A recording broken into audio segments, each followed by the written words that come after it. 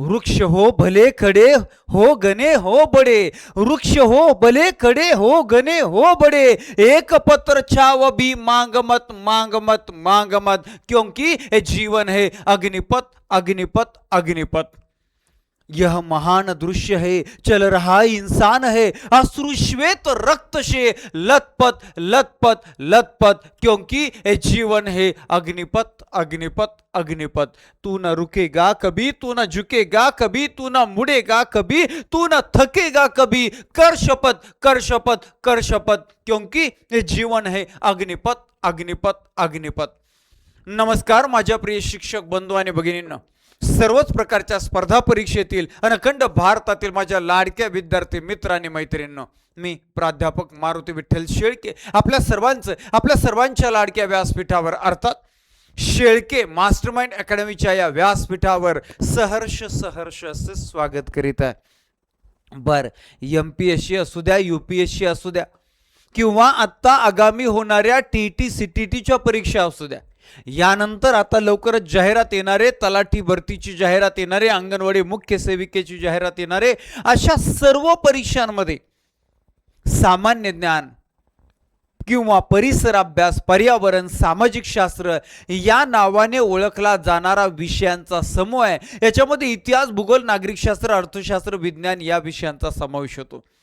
आणि यापैकी इतिहास या विषयाच्या परिपूर्ण तयारीसाठी अर्थात TETच्या परीक्षेला फार कमी कालावधी राहिलाय आणि या कमी कालावधीमध्ये परिसर अभ्यासाचे 30 प्रश्न आणि सामाजिक शास्त्राचे 60 प्रश्न कव्हर करण्यासाठी आपण पाठ्यपुस्तकांची एक रिव्हिजन महामॅरेथॉन सिरीज सुरू करत आहोत।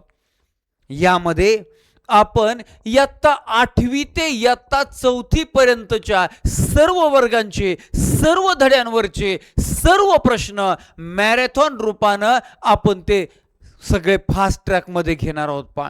आणि आज तुमच्या सर्वांच्या तयारीसाठी सामाजिक शास्त्र असो, पेपर 2चं नाही तर पेपर 1चा परिसर अभ्यास, इयत्ता 8वीचे 14 धडे आहेत।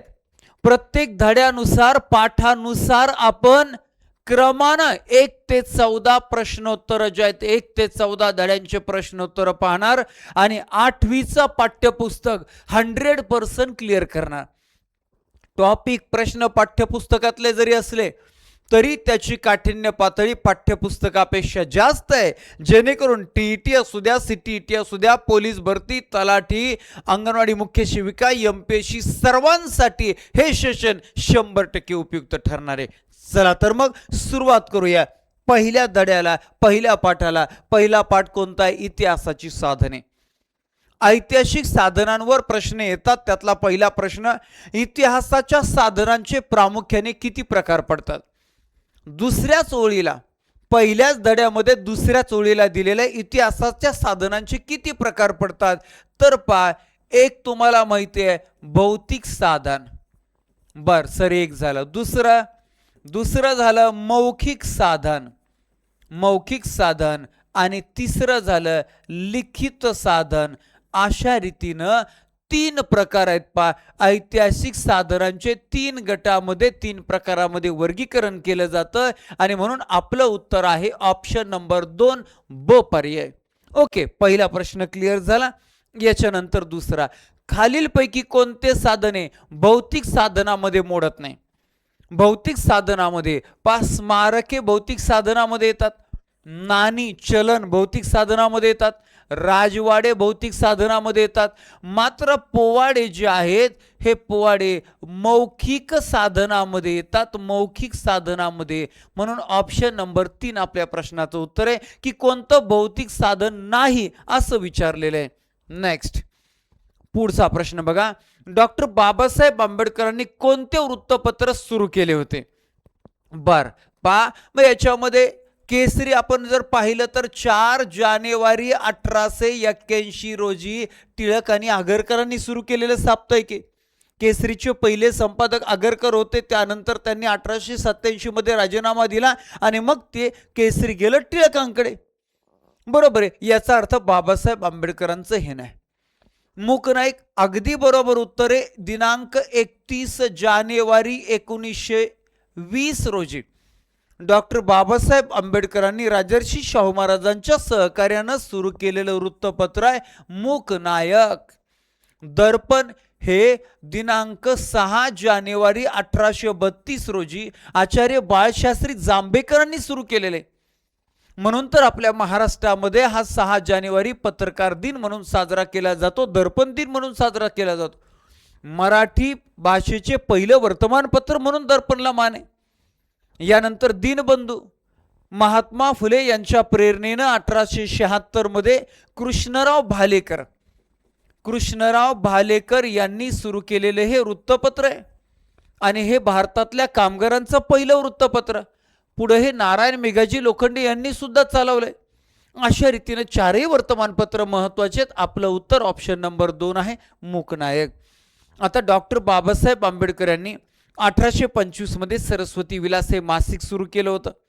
त्यानंतर 3 एप्रिल 1927 रोजी बहिष्कृत भारत सुरू केलं होतं. 1928 रोजी समता सुरू केलं होतं. 1930 रोजी जनता सुरू केलं होतं. 1954 रोजी प्रबुद्ध भारत. बाकीचे सगळे पाक्षिक आहेत, फक्त आणि फक्त सरस्वती विलास हे मासिक होतं, लक्षात राहू द्या. चला पुढच्या प्रश्नाकडे जाऊया आपण. मौखिक साधने कोणते? मुख, तोंडावाटे जे मागच्या पिढीकडून पुढच्या पिढीकडे हे साधन जिवंत ठेवलं गेलं ते.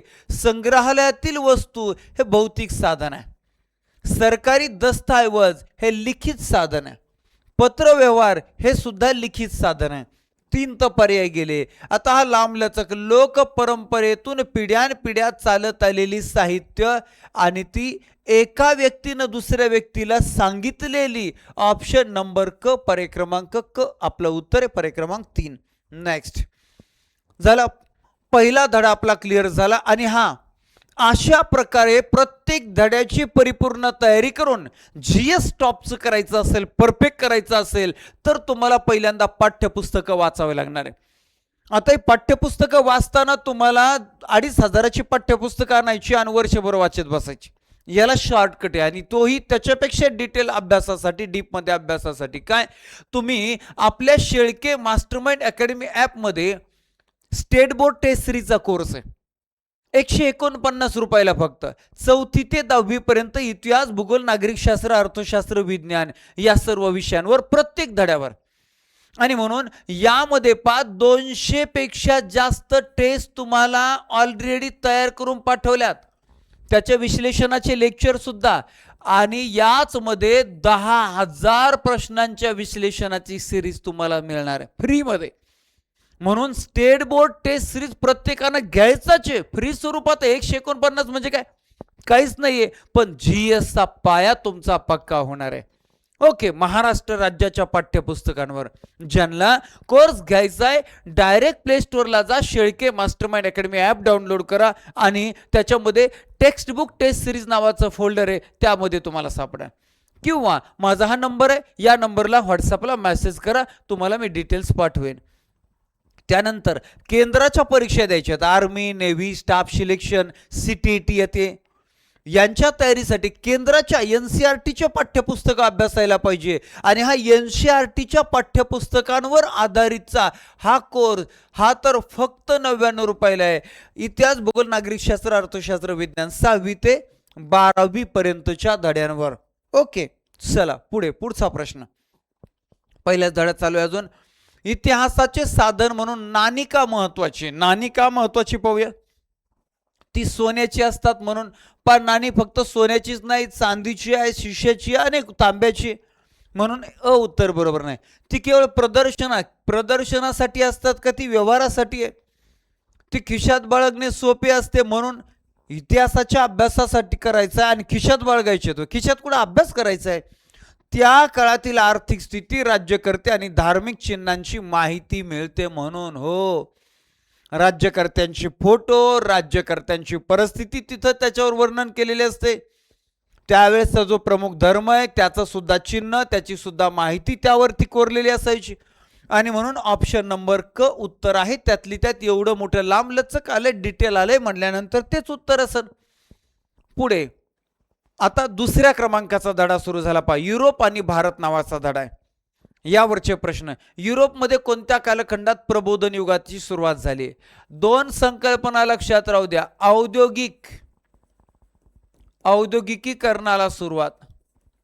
औद्योगिकीकरणाला सुरुवात युरोपमध्येच झालेली आहे आणि प्रबोधन युगाला सुरुवात सुद्धा युरोपमध्ये झाली. पण दोन महत्वाचे मुद्दे. आणि मग केव्हा सुरुवात झाली तर 13 ते 16व्या शतकामध्ये सुरुवात झालेली आहे. आणि इटली हे त्या देशाचं त्या प्रबोधन युगाचं केंद्रस्थान आहे. इटली. ओके, लक्षात राहू द्या. पुढचा प्रश्न. प्रबोधन युगाचा जनक कोणाला म्हणतात? प्रबोधन युगाचा जनक 4 पर्याय आलेत. गॅलिलिओ तुम्हाला सगळ्यांना माहिती आहे, खगोलशास्त्राचा जनक आहे. दुर्बिणीचा शोध त्यानं लावलेला आहे. सूर्यावरच्या डागांचा शोध लावलाय. गुरूच्या 4 उपग्रहांचा शोध लावलाय. वरती 1 नंबरचा लिओनार्दो द विन्सी हा अनेक क्षेत्रातला म्हणजे ऑलराऊंडर आहे. त्यात त्याचे मोनालिसा नावाचं चित्र फेमस आहे. ओके, हे तर माहिती आहे. परंतु आपलं उत्तर आहे पेट्रार्क. Option number 2. एक विद्वान होऊन गेला पेट्रार्क. आणि यानं खऱ्या अर्थानं युरोप खंडामध्ये इटलीचा आहे यानं नव्या विचारांना जन्म दिलेला आहे आणि प्रबोधन युगाला सुरुवात झालेली आहे. ऑप्शन नंबर 2 पर्याय क्रमांक 2 आपल्या प्रश्नाचं उत्तर आहे. पुढे. 1453 मध्ये कोणत्या शहराच्या पतनानंतर युरोपीय व्यापाऱ्यांना आशियाकडे जाणाऱ्या जमिनीच्या मार्गाचा शोध लागला?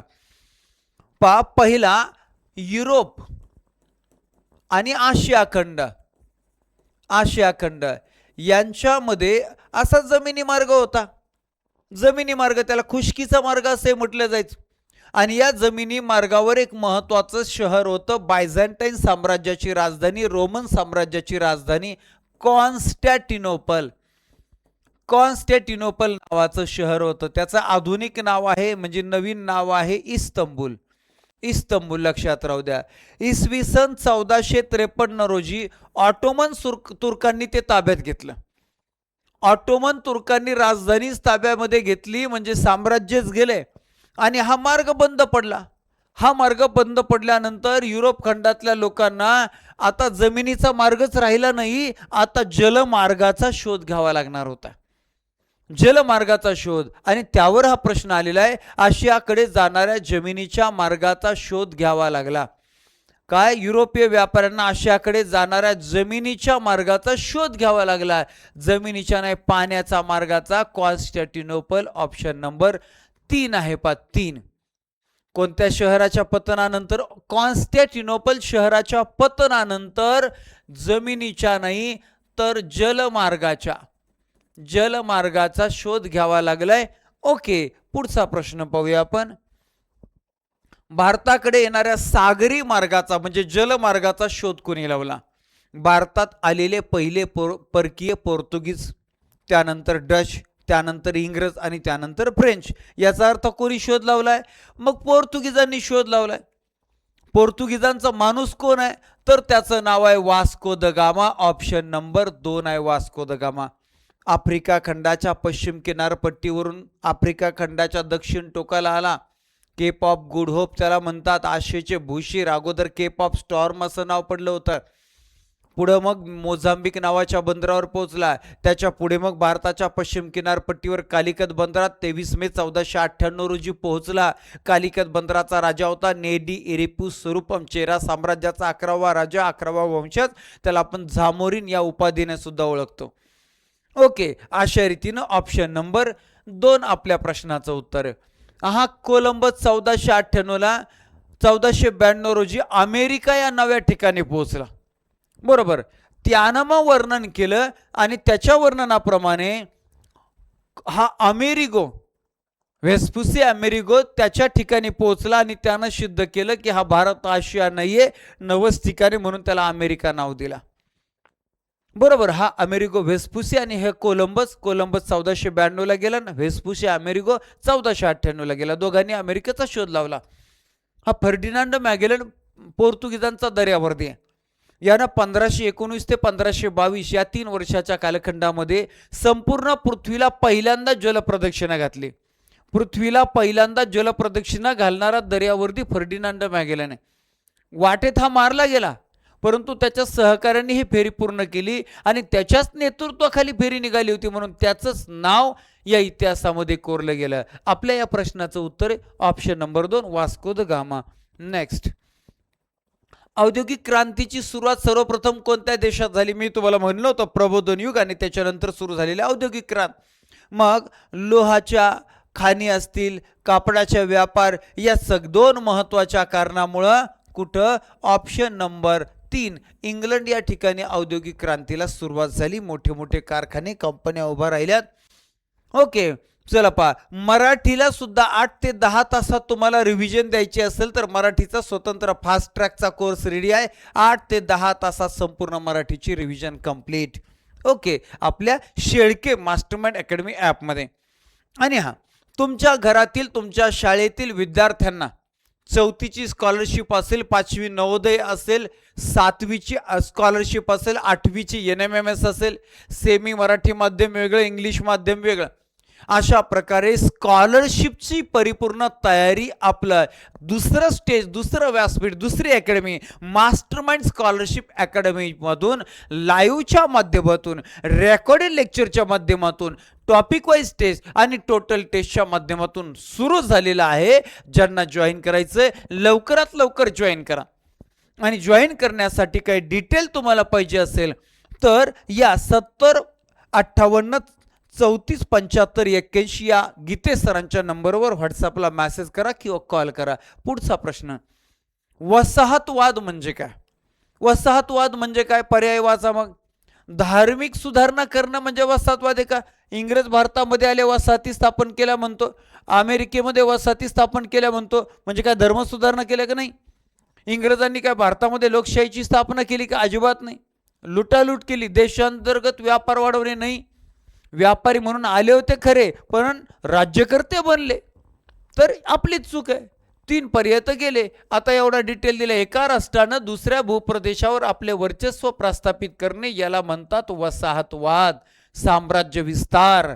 ओके, नेक्स्ट, पुढे 1757 मध्ये प्लासीची लढाई कोणाकोणामध्ये झाली? मग पाही 1757 म्हणजे 23 जून 1757 रोजी बंगाल प्रांतामध्ये प्लासी या ठिकाणी लढाई झाली. आणि ही लढाई कोणाकोणामध्ये झाली? ब्रिटिश आणि टिपू सुलतान यांच्या लढाईला म्हैसूरचे युद्ध म्हणतात. याचा अर्थ ऑप्शन नाही आहे. ब्रिटिश आणि निजाम यांच्या लढाईला सुद्धा प्लासीची लढाईचा संबंध नाही. इकडे निजाम, इकडे हैदराबादचा निजाम. ब्रिटिश आणि मराठी, इंग्रज मराठी युद्ध म्हणतात. 3 युद्ध झाले. आणि मग कोणाकोणामध्ये? ब्रिटिश आणि सिराजुद्दौला यांच्यामध्ये लढाई झाली. बंगालचा नवाब होता सिराजुद्दौला आणि ब्रिटिशांच्या बाजूनं नेतृत्व केलं होतं रॉबर्ट क्लाईव्हनं. सिराजुद्दौलाकडे सुमारे 50,000 सैन्य होतं. या ब्रिटिशांकडे, क्लाईव्हकडे 2800 ते 3000 सैनिक होते. तरीही इंग्रज विजय झालेत. कसे विजय झाले? तर सिराजुद्दौलाच्या 50,000 सैन्याचा सेनापती मीर जाफर हा फितूर झाला होता, गद्दार झाला होता. नवाबाचं पद मिळवण्यासाठी यानं आपल्या मायभूमीशी, आपल्या मातीशी, आपल्या, खरं तर हे कुठं भारतातले, पण तरी आता तात्पुरते म्हणूया की आपल्या राज्याशी त्यांनी गद्दारी केली होती. आणि मग न लढताच फंद फितुरीनं, विश्वासघातानं, डाव पेचानं इंग्रज विजय झाले होते. ब्रिटिशांच्या सत्तेची स्थापना झाली. ब्रिटिशांच्या साम्राज्याचा पाया रोवला गेला आणि रॉबर्ट क्लाईव्ह हा या सत्तेचा, साम्राज्याचा संस्थापक ठरला. ऑप्शन नंबर 2 आपल्या प्रश्नाचं उत्तर आहे. नेक्स्ट, भारतात ब्रिटिश सत्तेचा पाया कोणत्या लढाईमुळे रचला गेला? भारतामध्ये ब्रिटिश सत्तेचा पाया कोणत्या लढाईमुळे? आत्ताच आपण पाहिला. आता आपण पानिपतची जर पहिली लढाई पाहिली तर मुघल साम्राज्याचा पाया रोवला. बाबर आणि इब्राहिम खान लोधी यांच्यामध्ये 21 एप्रिल 1526 रोजी पानिपतची पहिली लढाई झाली आणि मुघल साम्राज्याची स्थापना झाली. सुलतानशाही बुडाली. पानिपतची दुसरी लढाई 5 नोव्हेंबर 1556 रोजी अकबर हेमू यांच्यामध्ये झाली. अकबराचा विजय झाला. अकबराची सत्ता स्थिर झाली. हेमू संपला. पानिपतची तिसरी लढाई 14 जानेवारी 1761 मध्ये झाली. अहमदशाह अब्दाली आणि मराठी यांच्यामध्ये. यामध्ये मराठ्यांचं मोठं नुकसान झालं होतं. झालं. पानिपतच्या 3 लढाया पाहिल्या. बक्सरची लढाई, ही बक्सरची लढाई झाली 22 ऑक्टोबर 1764 रोजी. 22 ऑक्टोबर 1764 रोजी बक्सरची लढाई कोणाकोणात झाली? एका बाजूला इंग्रज होते, इंग्रजांचं नेतृत्व त्यांच्या तोफखान्याचा प्रमुख मनरोनं केलं. आणि इकडे दुसऱ्या बाजूला बंगालचा नवाब मीर कासिम, दिल्लीचा बादशाह शाह आलम आणि तिसरा अवधचा नवाब सुजाउद्दौला यांच्या एकत्रित संयुक्त फौजा होत्या. असं असून सुद्धा इंग्रजांनी तोफखान्याच्या जोरावर विजय मिळवलाय आणि बक्सरच्या लढाईनं इंग्रजांच्या साम्राज्याचा पाया मजबूत झालेला आहे. मजबूत झाला. मात्र आपल्याला मजबूत नाही विचारलं, पाया कोणत्या लढाईमुळे रचला गेला, तर 23 जून 1757च्या प्लासीच्या लढाईनं पाया रचलाय, पाया रोवलाय आणि बक्सरच्या लढाईनं मजबूत झालाय. आपलं उत्तर ऑप्शन नंबर 2. आता कर्नाटक युद्ध, हे कर्नाटक युद्ध इंग्रज आणि फ्रेंच यांच्यामध्ये झालेले आहे. 3 कर्नाटक युद्ध 46 ते 48, बरोबर. पहिलं 49 ते 55 आणि त्याच्यानंतर 57 ते 63 असे 3. आणि या 3 कर्नाटक युद्धाचा शेवटी परिणाम असा झाला, फ्रेंच संपले, इंग्रजांचं साम्राज्य शिल्लक राहिलं. आपलं उत्तर इथं ऑप्शन नंबर 2 आहे. नेक्स्ट पुढे, व्यापारी हेतूने भारतात आलेल्या ईस्ट इंडिया कंपनीची स्थापना कोणत्या वर्षी झाली, तर ब्रिटिश ईस्ट इंडिया कंपनीची स्थापना दिनांक 31 डिसेंबर 1600 रोजी झाली. 31 डिसेंबर 1600 रोजी राणी एलिझाबेथच्या काळामध्ये मेयर, पुस्तकात लॉर्ड मेयर, मी लॉर्ड म्हणत नाही कोणालाच, मेयरच्या अध्यक्षतेखाली ब्रिटिश ईस्ट इंडिया कंपनीची स्थापना झाली. या कंपनीचा पहिला गव्हर्नर स्मिथ नावाचा ब्रिटिश अधिकारी होता. या कंपनीला जॉन कंपनी म्हटलं जायचं. भारतातल्या लोकांनी साहसी लोकांचा संघ असं या कंपनीला नाव दिलं 1600 रोजी. मग 1608ला इंग्रजांचं भारतामध्ये आगमन झालं. 1609 रोजी इंग्रजांचा राजा पहिला जेम्स यानं भारताशी व्यापार करण्यासाठी कायम स्वरूपाची सनद दिली. इंग्लंडच्या राणीनं 1600ला 15 वर्षाची दिली होती. मग इंग्रजांनी 1613ला सुरत या ठिकाणी पहिली वाखार उभारली. 1615 रोजी सर थॉमस रो याने जहांगीर बादशाहकडून व्यापाराच्या सर्वप्रथम सवलती उभारल्या. अशा रीतीनं सुरुवात झालेली इंग्रजांची. आपलं उत्तर ऑप्शन नंबर 1 आहे, 1600. नेक्स्ट, औद्योगिक क्रांतीमुळे समाजात कोणते बदल घडून आले. औद्योगिक क्रांती झाली युरोप खंडामध्ये, मूळ इंग्लंड देशामध्ये. मग हस्त उद्योगांचे स्थान यंत्रांनी घेतले, बरोबर. यंत्र सुरू झालेत, मोठ्या कंपन्या कारखाने उभे राहिले. वाहतूक आणि संदेशवहनाच्या साधनात क्रांती झाली, हे सुद्धा बरोबर आहे.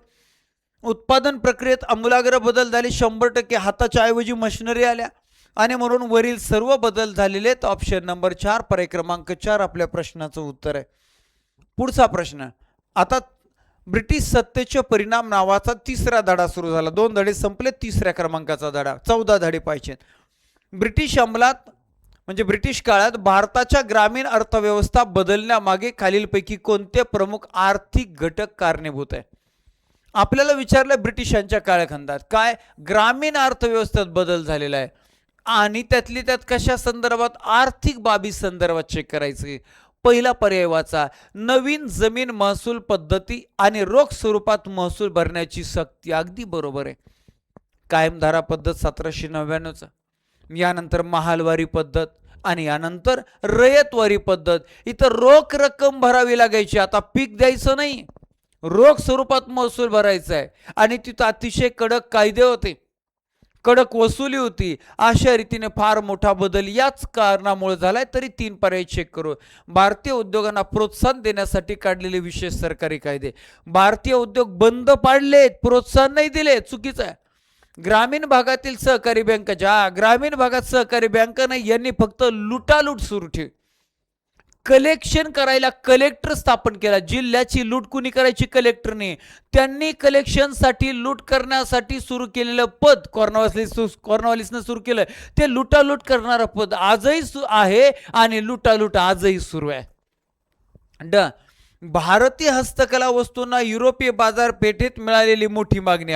युरोपीय इथं भारतातले उद्योग बंद पडलेली, युरोपीय बाजारपेठेत मागणी. पुढे, लॉर्ड विल्यम बेंटिंगने सतीबंदीचा कायदा मंजूर करताना कोणाच्या समाज सुधारक कार्याची मदत घेतली होती. लॉर्ड विल्यम बेंटिंगने 4 डिसेंबर 1829 रोजी सतीबंदीचा कायदा केला. कधी? 4 डिसेंबर 1829ला. महात्मा फुल्यांचा जन्म 1827 आहे. 1827 आहे. म्हणजे 2 वर्षाचे महात्मा फुले असताना ते काय काही प्रयत्न करणार आहेत असं होणार आहे का? नाही, याचा अर्थ हे नाही. पंडित ईश्वरचंद्र विद्यासागर यांच्या प्रयत्नामुळे 1856 रोजी विधवा पुनर्विवाहाचा कायदा झाला, हे खरं आहे. महर्षी धोंडो केशव कर्वे यांनी हा जो 25 जून विधवांसाठीचा कायदा झाला होता, तो 25 जून सण म्हणून दरवर्षी साजरा केला आणि विधवांच्या शिक्षणासाठी त्यांचं मोठं काम आहे. मात्र सतीबंदीसाठी राजाराम मोहन रॉय यांनी काम केलेलं आहे. ऑप्शन नंबर 2 आपल्या प्रश्नाचं उत्तर आहे. याचबरोबर आपल्या महाराष्ट्रामध्ये नाना जगन्नाथ शंकर सेठ यांनी सुद्धा सती प्रथेच्या विरोधात काम केलं. आपलं इथं उत्तर ऑप्शन नंबर 2 आहे. नेक्स्ट पहा, टीईटी पेपर 1च्या तयारी करणाऱ्यांसाठी 18 ते 20 दिवस बाकी आहेत. मात्र मी तुम्हाला एक क्लुप्ती देतो. काय? 8 दिवसात सर्व विषयांना रिव्हिजन द्यायची. 8 दिवसाच्या आत. कशी? तर तुम्हाला या टीईटी पेपर 1च्या कोर्समध्ये ते अवेलेबल करून दिले आणि कालावधी कमी राहिलाय. 2500 रुपयाचा हा कोर्स आहे. कालावधी कमी राहिलाय. हा फक्त तुमच्यासाठी 599 ला अवेलेबल करून दिलाय. याच्यामध्ये काय माहिती आहे तुम्हाला? 500 ते 600 वेगवेगळ्या विषयाच्या टॉपिक वाईज टेस्ट सोडवायला, पहिला मुद्दा. दुसरा महत्वाचा मुद्दा की सगळ्या विषयांचे फास्ट ट्रॅक लेक्चर आहेत, जे तुम्ही 8 दिवस नाही 4-5 दिवसामध्ये रिव्हिजन सर्व रिवाइज करू शकता. सर्व रिवाइज करू शकता. त्याचबरोबर 150 मार्कांच्या 5 टोटल टेस्ट सुद्धा आहेत आणि यामध्येच शेवटचे 8 दिवस तुम्हाला महत्त्वाच्या प्रश्नांचं विश्लेषण सुद्धा इथं मिळेल. आणि म्हणून ज्यांनी अजूनही कोर्स जॉईन केलेला नसेल त्यांनी पेपर 1चा ऑल सब्जेक्टचा, ज्याच्यात रेग्युलर लेक्चर पण मिळतील, फास्ट ट्रॅक लेक्चर पण मिळतील, live lecture, recorded lecture, topic test, total test, हे सर्व याच्यामध्ये मिळेल. जॉईन करा, जॉईन करा, वाढ बघू नका. पेपर 2 सामाजिक शास्त्र, बालमानसशास्त्राचा फास्ट ट्रॅक कंप्लीट झाला, इतिहासाचा कंप्लीट झाला, महाराष्ट्राचा भूगोल झाला, खगोलशास्त्र झालं, भूगोल आता कंप्लीटच झाला. ओके, आता राहिलं काय? फक्त नागरिकशास्त्र. ओके, आणि इंग्लिश. तर इंग्लिश, मराठीचं फास्ट ट्रॅक कंप्लीट झालं, इंग्लिशचं फास्ट ट्रॅक आता 2 दिवसानंतर सुरू होईल. म्हणजे परिसर अभ्यास, सामाजिक शास्त्र संपलं की इंग्लिशच राहिलं आणि शेवटी फक्त प्रश्नोत्तर महामॅरेथॉन सुरू होणार. आणि म्हणून अशा रीतीनं 8 दिवसाच्या आत तुम्हाला सर्व विषयांना रिव्हिजन द्यायची. रेकॉर्डेड लेक्चर, लाईव्ह लेक्चर, 500 पेक्षा जास्त टॉपिक वाईज टेस्ट आहेत, 150 मार्कांच्या 5 टोटल टेस्ट आहेत आणि असा 2000 रुपयांचा कोर्स आहे. वेळ कमी राहिला आहे तुमच्यासाठी. फक्त 499 रुपयामध्ये ऑल सब्जेक्टचा कोर्स, ज्याच्यामध्ये सर्व फास्ट ट्रॅक लेक्चर मिळतील. आणि टीटी पेपर 2 सामाजिक शास्त्रवाल्यांसाठी 10 संभाव्य प्रश्नपत्रिकांचा एक स्पेशल कोर्स आहे. 299 ला तो जॉईन करायचा. 10 संभाव्य प्रश्नपत्रिका सर्व विषयांच्या सोडवण्यासाठी आणि त्यांच्या विश्लेषणाचे लेक्चर सुद्धा, मॅरेथॉन लेक्चर. सुपर मंडेचा कोर्स दर सोमवार, याचं विश्लेषण. 8 टेस्ट झाल्या, 2च बाकी आहेत. ओके, आणि पेपर 2 गणित विज्ञान, हा सुद्धा कोर्स सर्व विषयांचा 2000 रुपयाचा कोर्स आहे. मात्र हा सुद्धा फक्त 499 ला. म्हणजे एक विषय सुद्धा आपण देत नव्हतो तेवढ्या कमी किमतीला, म्हणून जॉईन करा. आता पुढचा प्रश्न बघा. 1853 मध्ये भारतात सुरू झालेल्या पहिल्या रेल्वे मार्गाचा मुख्य उद्देश काय? 16 एप्रिल 1853 रोजी भारताचा गव्हर्नर जनरल लॉर्ड डलहौसीच्या काळामध्ये, डलहौसीच्या काळामध्ये, आणि त्यावेळेस मुंबईचा गव्हर्नर फॉकलंड, या फॉकलंडच्या काळामध्ये नाना जगन्नाथ शंकरसेठ यांच्या प्रयत्नामुळे भारतात पहिली रेल्वे धावली. बोरीबंदर ते ठाणे, म्हणजेच व्हिक्टोरिया टर्मिनस ते ठाणे, म्हणजे CST, म्हणजे छत्रपती शिवाजी महाराज टर्मिनस ते ठाणे. 34 किलोमीटरचा हा प्रवास. सिंध साहेब सुलतान हे 3 इंजिन, 14 डबे, अशा प्रकारचा हा प्रवास झाला बघा. आणि मग रेल्वे मार्गाचा मुख्य उद्देश काय होता? भारतीय जनतेला प्रवासाची स्वस्त सोय. हा, प्रवासाची सोय. जायचंय मामाच्या गावाला, झुक झुक झुक झुक आगन गाडी, धुरांच्या रेषा हवेत काढी, पळती झाडे पाहूया, मामाच्या गावाला जाऊया, मामाच्या गाव. मग पुढं हा तसलं नाही. प्रवासाची सोय कशाची? काय होता हेतू? देशातील अंतर्गत व्यापार वाढवणे, अजिबात नाही, अंतर्गत नाही. भारतीय पर्यटनाला चालना देणे, हा पर्यटनाला चालना. लुटीत होते ते लुटायलासाठी आले होते. म्हणून उत्तर आहे पहा, प्रशासकीय नियंत्रण मजबूत करणे आणि कच्च्या मालाची वाहतूक. भारतातला कच्चा माल गोळा करायचा, इंग्लंडमध्ये न्यायचा, प्रक्रिया करायचा, पक्का माल भारतात आणायचा, साऱ्या भारतभर विकायचा, हा मुख्य हेतू. आणि भारतातल्या प्रशासनावर नियंत्रण ठेवायचं, साऱ्या भारतावर कंट्रोल ठेवायचं, हा हेतू होता. ऑप्शन नंबर 3 आपल्या प्रश्नाचं उत्तर आहे.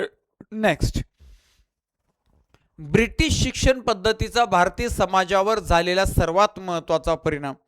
आता इंग्रजांची शिक्षण पद्धती. खरं तर इंग्रजांनी शिक्षणाचं नाव करून धर्म प्रसार केला, शिक्षण विक्षणाचा काही प्रसार नाही केला. मात्र तरी आपल्या अभ्यासक्रमामध्ये इंग्रजांच्या नावाने बरेचसे गोडवे गायलेले आहेत आणि ते आपल्या पाठ्यपुस्तकात सुद्धा तसेच गोडवे आहेत. पाहूया काय उत्तर द्यायचं आहे. मग भारतीयांना केवळ शारीरिक कष्टाची कामे करण्याची सवय लावण्यासाठी हे नाहीये, तर खरं तर या शिक्षण पद्धतीनं अजून एक काम केलं इंग्रजांनी. ओरिजिनल शिक्षण बंद केलं आणि फक्त भारतामध्ये कारकून बनवायचे आणि आपल्या हाताखाली कारकून म्हणून काम केलं पाहिजे आणि आम्हाला बी देश लुटू लागले पाहिजे, हा हेतू होता. प्रशासक इंग्रज होते, ते तर देश लुटतच होते, पण त्याच्या हाताखाली कारकून म्हणून भारतीयांना ठेवत होते, त्यांनाही लुटण्यासाठी हे कारकून लोक मदत करत होते. आजही प्रशासक लुटत आहेत आणि त्याच्या हाताखालचा नोकर वर्ग, कारकून वर्ग, साऱ्या प्रकारचा नोकर वर्ग. अपवादात्मक चांगले 4-2 मुंडे साहेबांसारखे त्यांना वंदन आहे सगळ्या स्तरातल्या, सगळ्या क्षेत्रातल्या. मात्र बाकी 99% सगळे लुटारोशी. आजही इंग्रज गेले पण भारतीय इंग्रज तसेच ते लुटत आहेत. दुसरा पर्याय, पाश्चात्य शिक्षणामुळे स्वातंत्र्य, समता आणि लोकशाही यांसारख्या आधुनिक मूल्यांची ओळख झाली. बर, हे गोडवे गात असताना इंग्रजांच्या शिक्षणाला हे महत्व दिले, म्हणून ऑप्शन नंबर 2 उत्तर आहे. भारतीय भाषांचे महत्व पूर्णपणे नष्ट झाले. नाही, पूर्णपणे नाही, इंग्रजी आली होती पण पूर्णपणे नाही. भारतातून निरक्षरता भारतातून निरक्षरता अजून नष्ट नाही झाली. त्यावेळेस काय, ऑप्शन नंबर 2 ॲक्युरेट उत्तर आहे, म्हणजे याला मार्क मिळणार आहेत. पुढे, रयतवारी पद्धतीची अंमलबजावणी प्रामुख्याने कोणत्या भागात झाली आणि त्याचे स्वरूप काय होते. रयतवारी पद्धत. रयत म्हणजे शेतकरी, डायरेक्ट शेतकऱ्यांनी सरकारकडे भरायचं म्हणून नाव आहे रयतवारी. मध्ये कुणी दलाल, हमाल, कुणी जागीरदार, अमका तमका कोणी नाही. मग ही पद्धत कुठं, तर ही पद्धत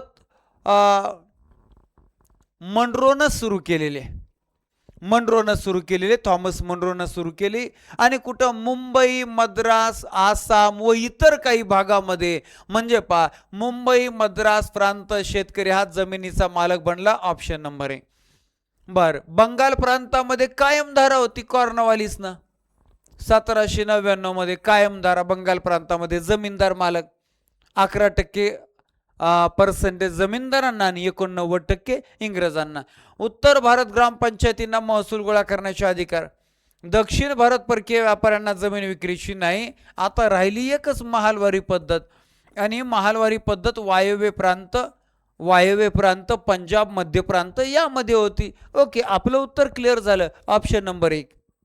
नेक्स्ट, पुढे आता पाठ क्रमांक 4 झाला. चौथा धडा, 1857चा उठाव, स्वातंत्र्य लढा. 1857च्या उठावाच्या नियोजनात आणि प्रचारात कमळ आणि भाकरी या प्रतीकांचा वापर करण्यामागे नेमका उद्देश काय होता. 1857च्या उठावाची नियोजित तारीख होती 31 मे, आणि 31 मे पर्यंत साऱ्या देशभरात प्रचार प्रसार करायचं ठरलं होतं. आणि तो कसा गुपचूप करायचा, कोणत्या साधनांच्या आधारे, तर कमळ, भाकरी, चपातीच्या आधारे करायचं. पोळी नाही, कमळ, भाकरी प्रामुख्याने वापरले जायचे. चपाती उगं तिकडे ते नंतर गावाचा प्रसार झाला. महाराष्ट्रामध्ये तर चपातीचा वापर फार उशिरा सुरू झालाय. तर कमळ आणि भाकरी. मग कशासाठी, यांचाच का, याद्वारेच का वापर केला जात होता असं विचारले. भारतीय सैनिकांना ब्रिटिश सैन्याविरुद्ध लढण्यासाठी प्रेरणा देणे. तर इंग्रजांच्या विरोधात प्रेरणा नाही, उठाचा प्रसार करायचा होता, सांगायचं होतं आपल्याला या दिवशी उठाव करायचा आहे. म्हणजे अविधान दिसत नाही. धार्मिक एकतेचा संदेश देऊन सर्व जाती धर्माच्या लोकांना एकत्र करणे, हा सुद्धा हेतू दिसत नाही. उठावाची पूर्वतयारी म्हणून गुप्तपणे संदेश पोहोचवणे आणि लोकमत तयार करणे. अगदी बरोबर आहे की गुप्तपणे प्रचार प्रसार करायचा होता. ऑप्शन नंबर 3 उत्तर आहे, गुप्तपणे. कळलं नाही पाहिजे. भाकरी सगळ्यांकडे असतात, फुलं सगळ्या फुलांवर डाऊट यायचा विषय नाही. बरोबर आहे. ब्रिटिश सरकारला भारतीय शेतकऱ्यांच्या गरिबीची जाणीव करून देणे. हा, गरिबीची जाणीव. ऑप्शन नंबर 3 उत्तर आहे क. पुढे 1857च्या उठावात सातारच्या छत्रपतींच्या वारसांना रंगो बापूजी गुप्ते यांना का सहभागी व्हावं लागलं? तर 1848 मध्ये डलहौसीनं पहिल्यांदा दत्तक वारस नामंजूर करून सातारा संस्थान खालसा केलं. प्रतापसिंह भोसले त्यावेळेसचे छत्रपती, आणि मग त्यांचे एक सरदार आणि एक अधिकारी आहेत पा रंगो बापूजी गुप्ते.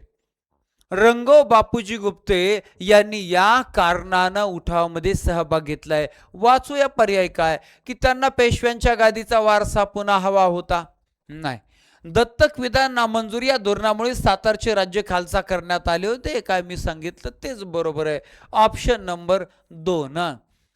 त्यांना भारतातील सर्व संस्थानिकांचे नेतृत्व करायचे होते. नाही, ब्रिटिशांनी त्यांना त्यांच्या सैन्यातून बडतर्फ केले होते. ऑप्शन नंबर 2, सातारा संस्थान खालसा केलं त्या कारणानं. पुढे कानपूर येथील उठावाचे नेतृत्व नानासाहेब पेशवे यांनी केले, परंतु त्यांच्या सैन्याचे नेतृत्व कोणी केले? नानासाहेब पेशव्यांची पेन्शन बंद केली होती. बरोबर, कानपूरमध्ये नानासाहेब पेशव्यांची पेन्शन बंद केली, पेन्शनचं टेन्शन. आणि मग कानपूरमध्ये उठाव झालाय 5 जून 1857 रोजी.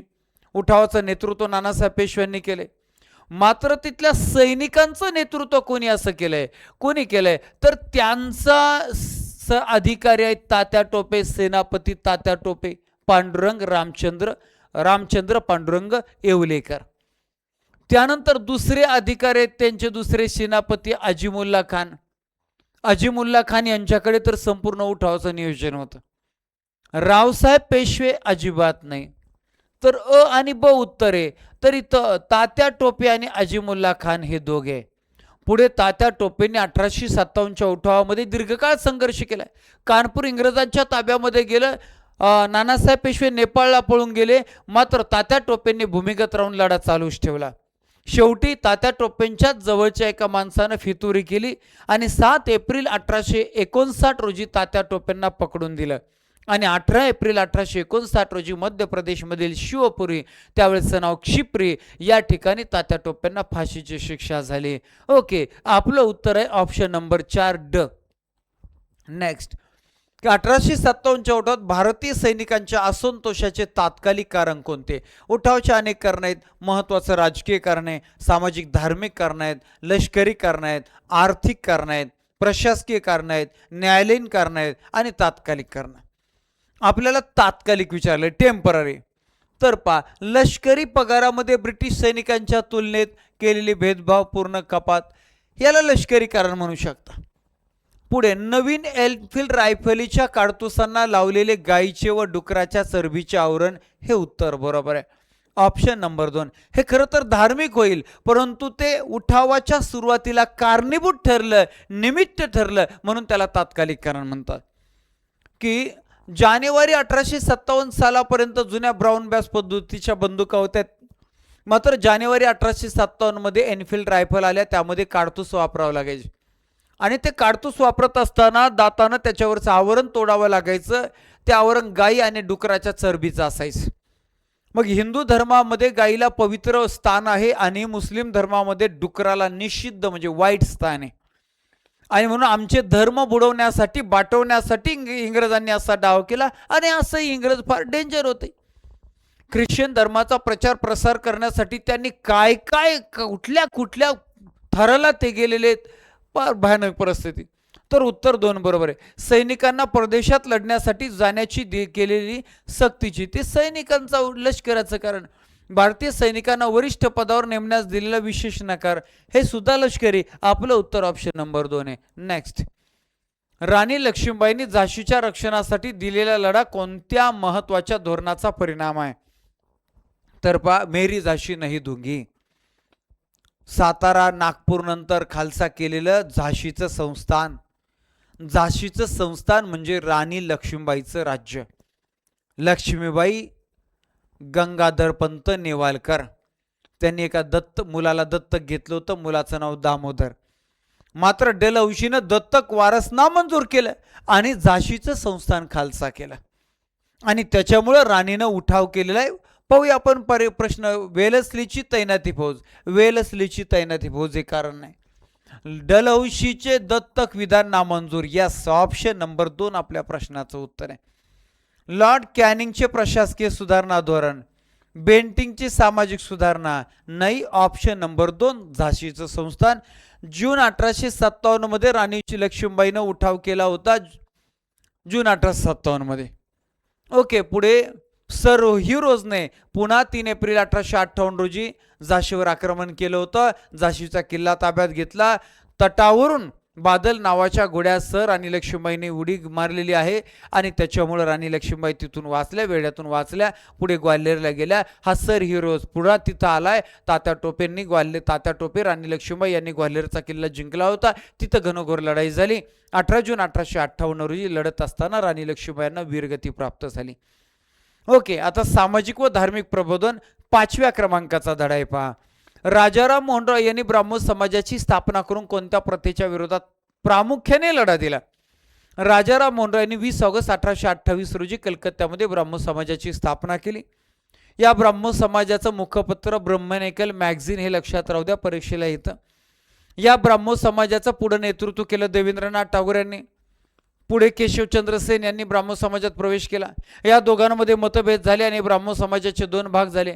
मूळचा ब्राह्मण समाज आदी ब्राह्मण समाज नावानं देवेंद्रनाथ टागोर यांच्याकडे राहिला आणि नवा ब्राह्मण समाज भारतीय ब्राह्मण समाज या नावानं त्यांनी केशवचंद्र सेन यांनी उभा केला. ही घटना आहे 1866ची. पुन्हा 1878 मध्ये केशवचंद्र सेन यांच्या भारतीय ब्राह्मण समाजातून आनंद मोहन बोस यांच्या नेतृत्वाखाली सगळे कार्यकर्ते बाहेर पडले आणि साधारण ब्राह्मण समाज 1878 मध्ये स्थापन झालाय. अशा रीतीने ब्राह्मण समाजाचा हा सगळा प्रवास आहे. भारतातील पहिली राष्ट्रवादी चळवळ, फर्स्ट व्हॉइस ऑफ इंडिया म्हणून ब्राह्मण समाजाचं वर्णन केलं जातं, ज्याची स्थापना राजाराम मोहन रॉय यांनी केलेली आहे. आणि स्पेशली त्यांनी सती प्रथेच्या विरोधात फार मोठं काम केलं आणि म्हणूनच 4 डिसेंबर 1829 रोजी विल्यम बेंटिंगनं सतीबंदीचा कायदा केला. Option number 2.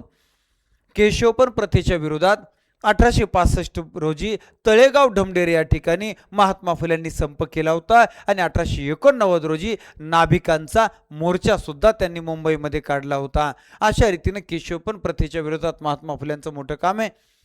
बालविवाह प्रथेच्या विरोधात अनेक समाजसुधारकांनी काम केलेले आहे. अस्पृश्यता विरोधी सुद्धा अनेक समाजसुधारकांचं काम आहे. मात्र सती प्रथेच्या विरोधात राजाराम मोहन रॉय यांचं फार मोठं काम आहे आणि म्हणूनच बेंटिंग कायदा करू शकला. पुढे महात्मा ज्योतिराव फुले यांनी सत्यशोधक समाजाची स्थापना कोणत्या मुख्य उद्देशाने? 24 सप्टेंबर 1873 रोजी पुण्यामध्ये दलित पतितांच्या उद्धारासाठी महात्मा फुल्यांनी सत्यशोधक समाजाची स्थापना केलेली आहे. आपण पाहूया काय दिले पर्यामध्ये. उच्चवर्णीय समाजातील सुधारणा करण्यासाठी अजिबात नाही.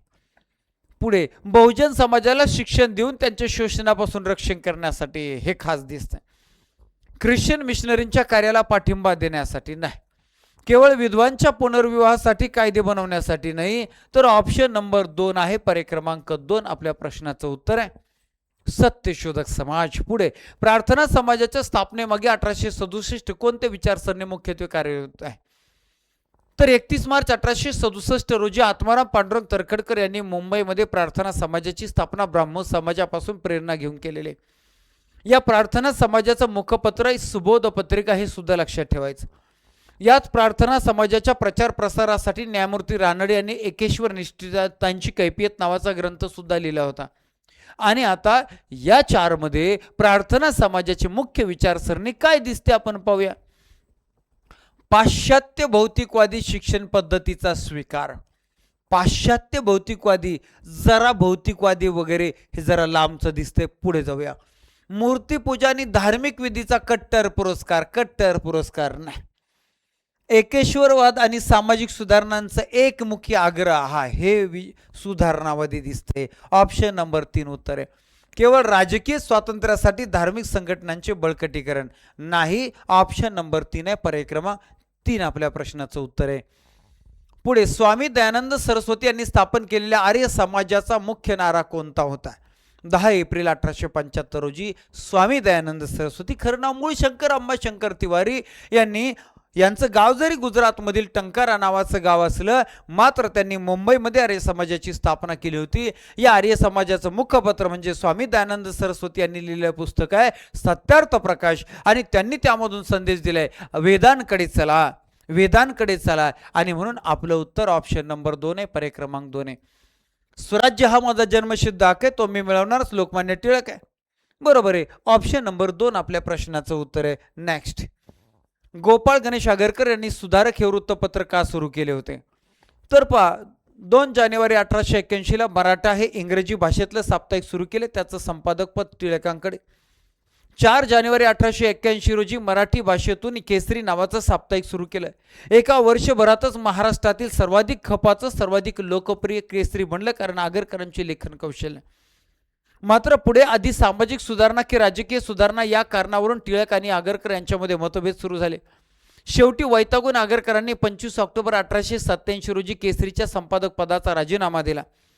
आणि या घटनेला 1 वर्ष पूर्ण व्हायला 10 दिवस बाकी असतानाच म्हणजे 15 ऑक्टोबर 1888 रोजी त्यांनी गोपाळकृष्ण गोखले यांच्या मदतीनं सुधारक नावाचं वृत्तपत्र सुरू केलं. आणि या सुधारक नावाच्या वृत्तपत्राच्या पहिल्याच दिवशी त्यांनी एक लेख लिहिला होता, तो फेमस झाला. तो त्यांचं बोधवाक्य मानलं जातो, इष्ट असेल ते बोलेल, साध्य असेल ते करेल. आणि मग की नेमकं कशासाठी सुरू केलं होतं, काय त्याच्यात काय केलंय पाहूया आपण. ब्रिटिश सरकारवर टीका करण्यासाठी मुख्य हेतू नाही, मग सुधारणा नाव दिलंच नसतं. धार्मिक कर्मकांडाचे समर्थन करण्यासाठी अजिबात नाही, अजिबात नाही. धार्मिक अंधश्रद्धेवर, वेगवेगळ्या प्रकारच्या चुकीच्या अंधश्रद्धेवर आगरकरांनी टीका केली. बरोबर एक नाही. शिमगा या सणाच्या चुकीच्या पद्धतीवर त्यांनी टीका केली. भारतीयांच्या आळशी वृत्तीवर त्यांनी टीका केली. ते म्हणत होते पाश्चात्य शिक्षणाचा वापर करून अगोदर सामाजिक सुधारणा करून नंतर राजकीय सुधारणा, म्हणजे नंतर स्वातंत्र्य. टिळक उलट म्हणत होते अगोदर स्वातंत्र्य मिळो. बरोबर का नाही? म्हणून ब्रिटिश सरकारवर टीका करणं हा त्यांचा सुधारक हे वृत्तपत्र सुरू करण्याचा हेतू नाही. मग सामाजिक अनिष्ट प्रथांवर निर्भीडपणे टीका करून बुद्धी प्रामाण्यवादाचा प्रसार. हो, स्वतःच्या मनाला बुद्धीला पटेल तसंच वागा, कुणाच्याही अंधविश्वासाला बळी पडू नका. ऑप्शन नंबर 3 उत्तर आहे. केवळ महाराष्ट्रातील राजकारणाची माहिती देण्यासाठी नाही. नेक्स्ट, पुढे पहा, एक अतिशय महत्वाची गोष्ट की बालमानसशास्त्र व अध्यापन शास्त्रामध्ये पैकीच्या पैकी 30 पैकी 30 मार्क मिळवण्यासाठी शेवटची स्ट्रॅटेजी आहे, लास्ट स्ट्रॅटेजी, ती म्हणजे विजयपथ CDP टेस्ट सिरीज. यामध्ये परीक्षा परिषदेने जी आपल्याला संदर्भाची यादी दिलेली आहे ते सर्व संदर्भ आणि त्या संदर्भातून जास्त काठिण्य पातळी असणाऱ्या 10-30 मार्कांच्या टेस्ट, ज्ञान आकलन उपयोजन, 3ही प्रकारच्या तुम्हाला ऑनलाईन सोडवायला येणार आहे.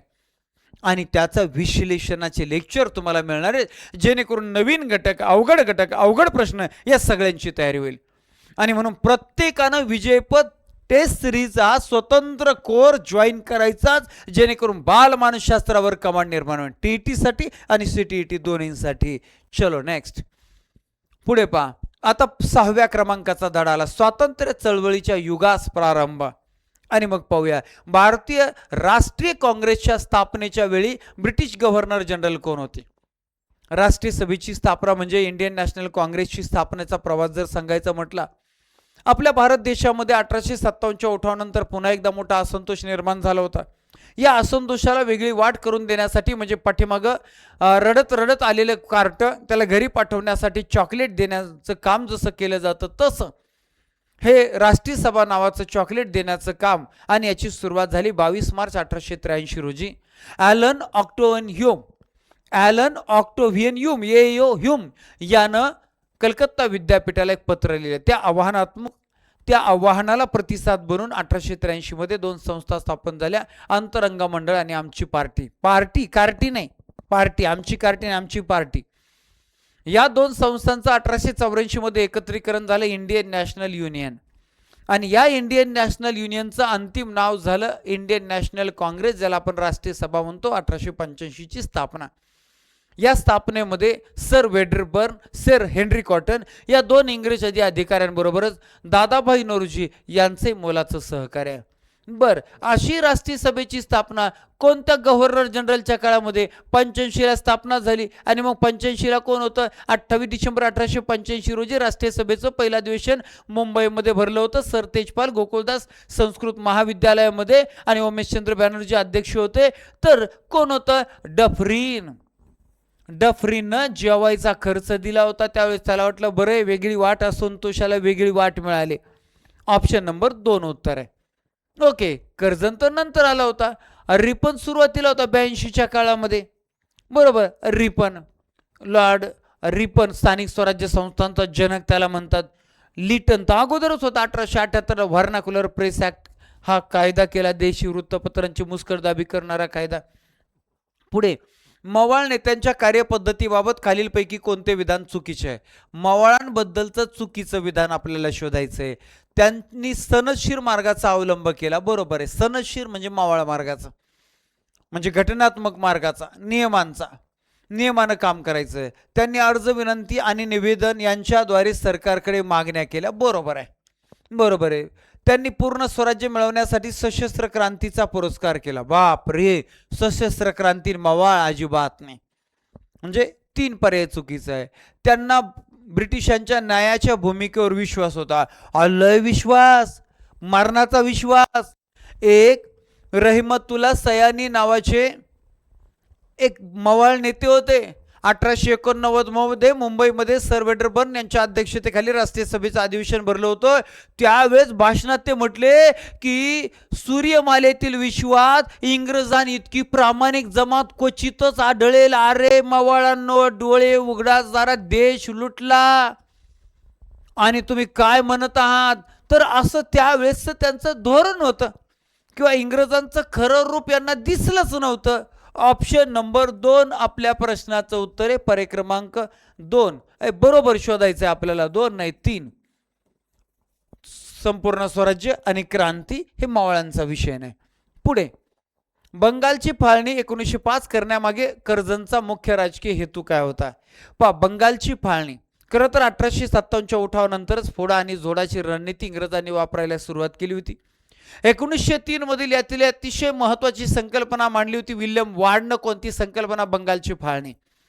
मुस्लिम बहुल वेगळा, हिंदू बहुल वेगळा फाळणी करायची. ओके, आणि मग त्याची घोषणा 1905 मध्ये केली कर्जननं.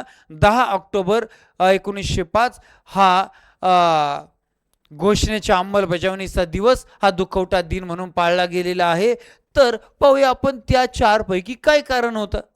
प्रशासकीय सोय हे दाखवायचं कारण होतं प्रशासकीय, पण खरं कारण कोणतं? हिंदू मुस्लिम एकता मोडून काढणे आणि स्वातंत्र्य चळवळ कमकुवत करणे. अगदी बरोबर आहे, हे कारण होतं ऑप्शन नंबर 2. बंगालच्या आर्थिक विकासाला गती देणे, हा त्यांचं काय अडलंय? भारताची राजधानी कलकत्त्याहून दिल्लीला हलवण्याची तयारी हे 1911ला केलेलं आहे, त्याच्यामुळे हे सुद्धा नाही. आणि मग या बंगालच्या फाळणीच्या विरोधात फार मोठं आंदोलन सुरू झालं, त्याला वंगभंग आंदोलन म्हणतात. या आंदोलनामध्ये स्वदेशीची चळवळ जोरानं सुरू झालेली आहे. याच आंदोलनामध्ये वंदे मातरम हे बंकिमचंद्र चटर्जी यांच्या आनंदमठ कादंबरीमधलं गीत फेमस झालं. याच आंदोलनामध्ये हमार बांगला सोनार बांगला हे रवींद्रनाथ टागोरांचं गीत सुद्धा फेमस झालं, जे बांगलादेशचे राष्ट्रगीत आहे. आणि मग इतक्या ताकदीनं आंदोलन झालं, लाल बाल पाल यांनी मोठ्या ताकदीने आंदोलन पुढे नेलं. सुरेंद्रनाथ बॅनर्जी असतील, आनंदमोहन बोस असतील, गुरुदेव रवींद्रनाथ टागोर, अनेक लोक. सरते शेवटी 12 डिसेंबर 1911ला इंग्रजांना झुकावं लागलं, नमतं घ्यावं लागलं आणि बंगालची फाळणी रद्द करावी लागली. ओके, जल ऑप्शन नंबर 2 आपल्या प्रश्नाचं उत्तर आहे. नेक्स्ट, की 1907 मधील काँग्रेसच्या सुरत अधिवेशनामध्ये काँग्रेसमध्ये फूट पडली, त्याचे मुख्य कारण काय होते? खरं तर वादाला सुरुवात 1905 पासूनच झाली होती. 1905 ला बनारस या ठिकाणी राष्ट्रीय सभेचं अधिवेशन होतं. गोपाळकृष्ण गोखले अध्यक्ष होते आणि तिथंच वेल्सचा राजकुमार यांच्या सत्कारावरून वाद निर्माण झाला होता. पण तो कसं राहिलं. 1906 ला फूट झाली असते.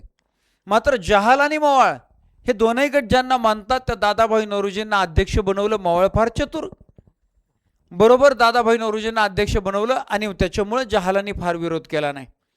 आणि दादाभाई नौरोजींनी जहालांची चतुसूत्री सुद्धा स्वीकारली. स्वदेशी, परदेशींचा बहिष्कार, राष्ट्रीय शिक्षण आणि स्वराज्य.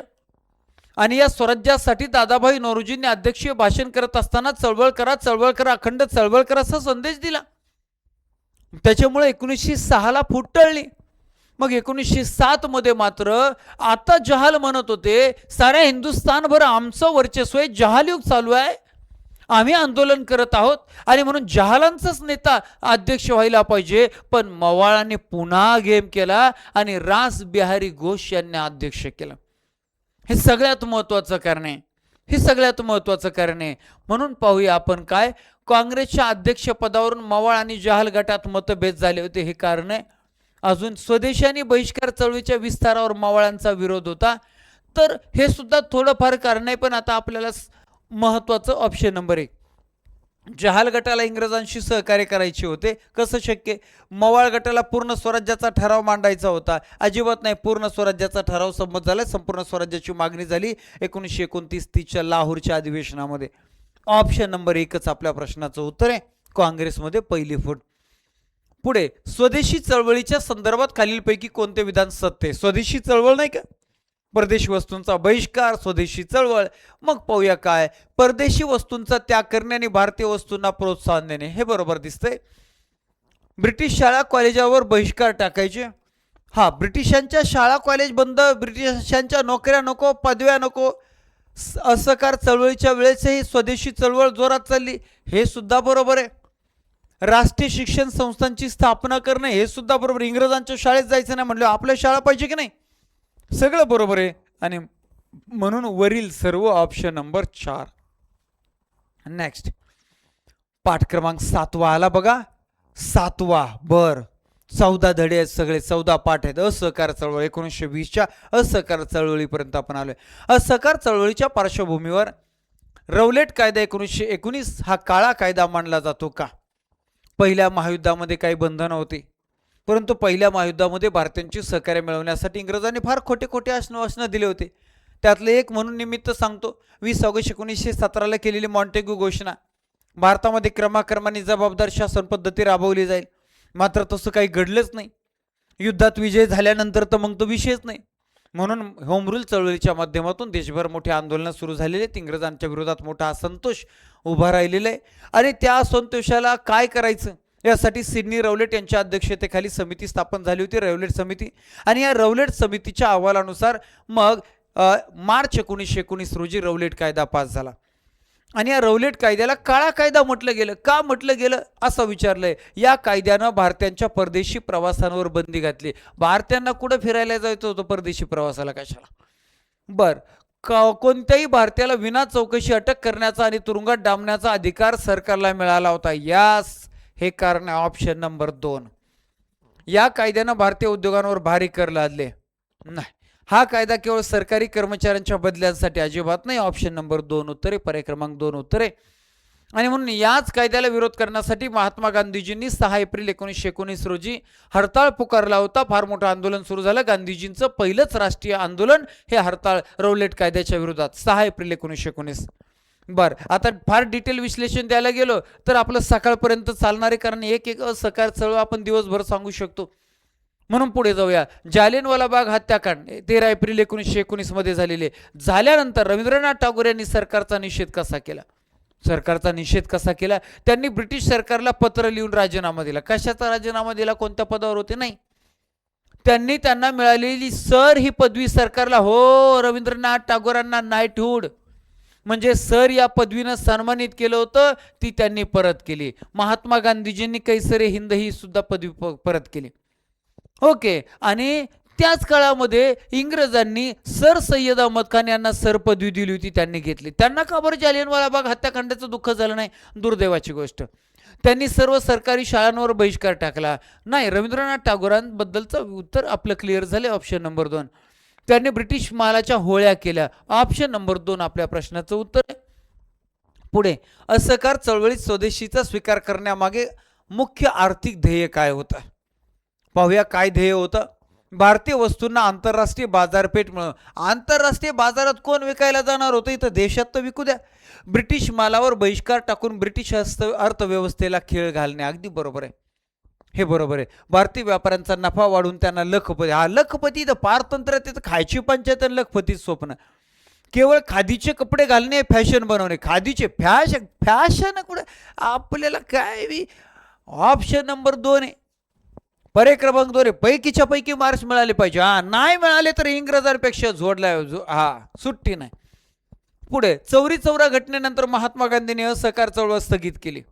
याचे मुख्य कारण काय? 5 फेब्रुवारी 1922 रोजी उत्तर प्रदेश राज्यामध्ये गोरखपूर जिल्ह्यामध्ये चौरी चौरा नावाच्या गाव आहे आणि या गावामध्ये महात्मा गांधीजींनी सांगितल्याप्रमाणे असहकार चळवळीचं शेतकऱ्यांनी मोठं आंदोलन शांततेच्या मार्गाने चालू ठेवलं होतं. या आंदोलनावर इंग्रजांच्या पोलिसांनी अंधाधुंद गोळीबार केला. काही शेतकऱ्यांचा मृत्यू झाला. संतप्त झालेल्या शेतकऱ्यांनी पोलिसांवर हल्ला केला. पोलीस स्टेशनमध्ये जाऊन लपून बसले. या शेतकऱ्यांनी बाहेरून पोलीस स्टेशन पेटून दिलं. 22 पोलीस जळून मृत्युमुखी पडले.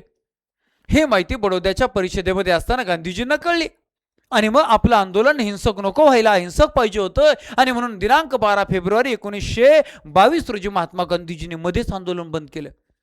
मध्येच आंदोलन. बघूया काय? त्यांना तुरुंगात जाण्याची भीती वाटली होती? अजिबात नाही.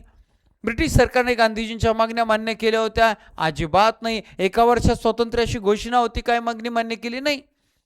चळवळीने हिंसक वळण घेतल्यामुळे हा हिंसक तत्वाचा भंग झाला होता. यस, ऑप्शन नंबर 3 पर्याय क्रमांक 3 आहे. पर्याय क्रमांक 3 आहे. नेताजी सुभाषचंद्र बोस म्हटले होते, हे देशाच्या दुर्भाग्याशिवाय दुसरे काहीही नाही. काँग्रेसमधील नेत्यांचा चळवळीला विरोध होता? नाही. ऑप्शन नंबर 3 उत्तर आहे. पर्याय क्रमांक 3 उत्तर आहे. पुढे असहकार चळवळीच्या काळात राष्ट्रीय शिक्षण संस्थांच्या स्थापनेचा मुख्य हेतू काय?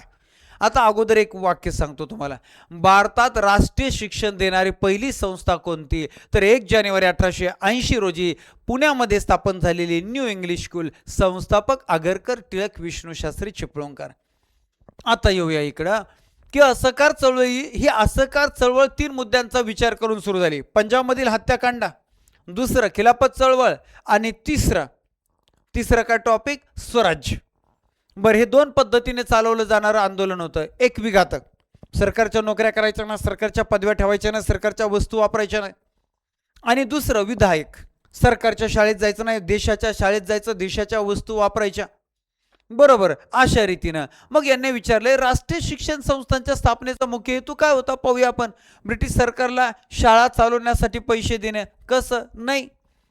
ब्रिटिश शिक्षण पद्धतीचा त्याग करून भारतीय मूल्य आणि विचारांवर आधारित शिक्षण म्हणजेच राष्ट्रीय शिक्षण देण्यासाठी. ऑप्शन नंबर 2 उत्तर आहे. सर्व विद्यार्थ्यांना उच्च शिक्षण मोफत उपलब्ध करून देणे. नाही. केवळ तांत्रिक शिक्षण देणाऱ्या शाळा सुरू करणे. नाही. ऑप्शन नंबर 2 आहे. म्हणूनच गुजरात विद्यापीठ, जामिया मिलिया विद्यापीठ अशा प्रकारचे विद्यापीठ त्यावेळेस सुरू झाले होते. अनेक शाळा तात्पुरत्या स्वरूपामध्ये त्यावेळेस सुरू केल्या होत्या आणि हे सगळं सुरू करण्यासाठी 2 ऑक्टोबर 1920 रोजी महात्मा गांधीजींनी टिळक स्वराज्य फंड सुरू केला होता आणि त्या फंडाच्या माध्यमातून फार मोठा निधी गोळा झाला होता. 8व्या क्रमांकाचा धडा सविनय कायदेभंग चळवळ 1930 हे मोठं आंदोलन जे यावर प्रश्न आहे. दांडी यात्रा ही केवळ मिठाच्या सत्याग्रहाची सुरुवात नव्हती, तर ती एक धोरणात्मक राजकीय हालचाल होती. यामागील मुख्य उद्देश कोणता होता?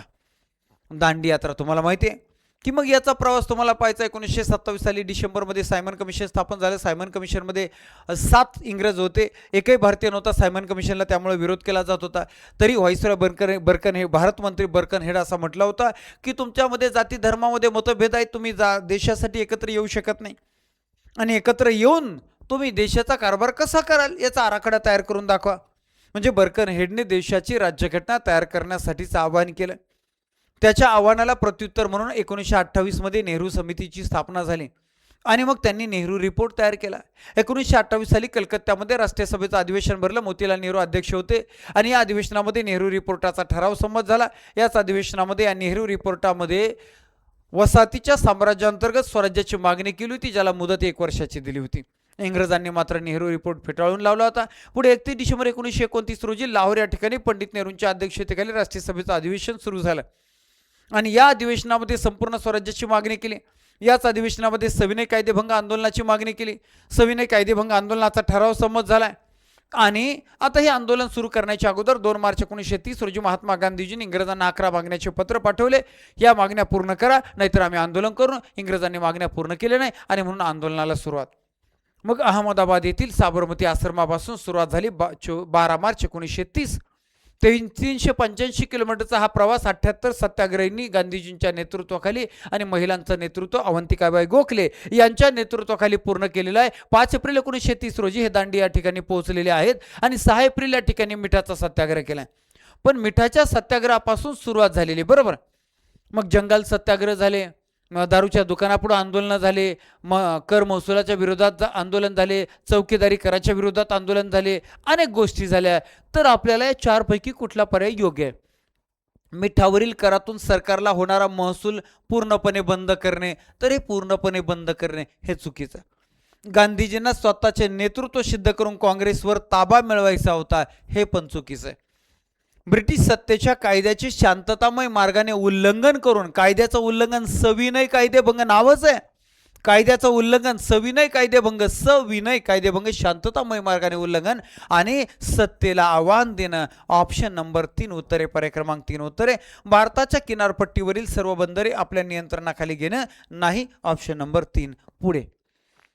सविनय कायदेभंग चळवळीच्या काळात पेशावर येथे खुदाई खिदमतगार या संघटनेचे कोणते महत्त्वाचे कार्य? नेहरू रिपोर्टाला, या नेहरू रिपोर्टमध्ये मुस्लिम समाजासाठी स्वतंत्र मतदारसंघाची तरतूद नाही म्हणून मुस्लिम लीगने विरोध केला होता. बॅरिस्टर जिनानी या नेहरू रिपोर्टाला विरोध करण्यासाठी 14 कलमांची योजना मांडली होती. याचबरोबर मुस्लिम लीगनं सविनय कायदेभंग आंदोलनामध्ये सहभाग घेतलेला नव्हता.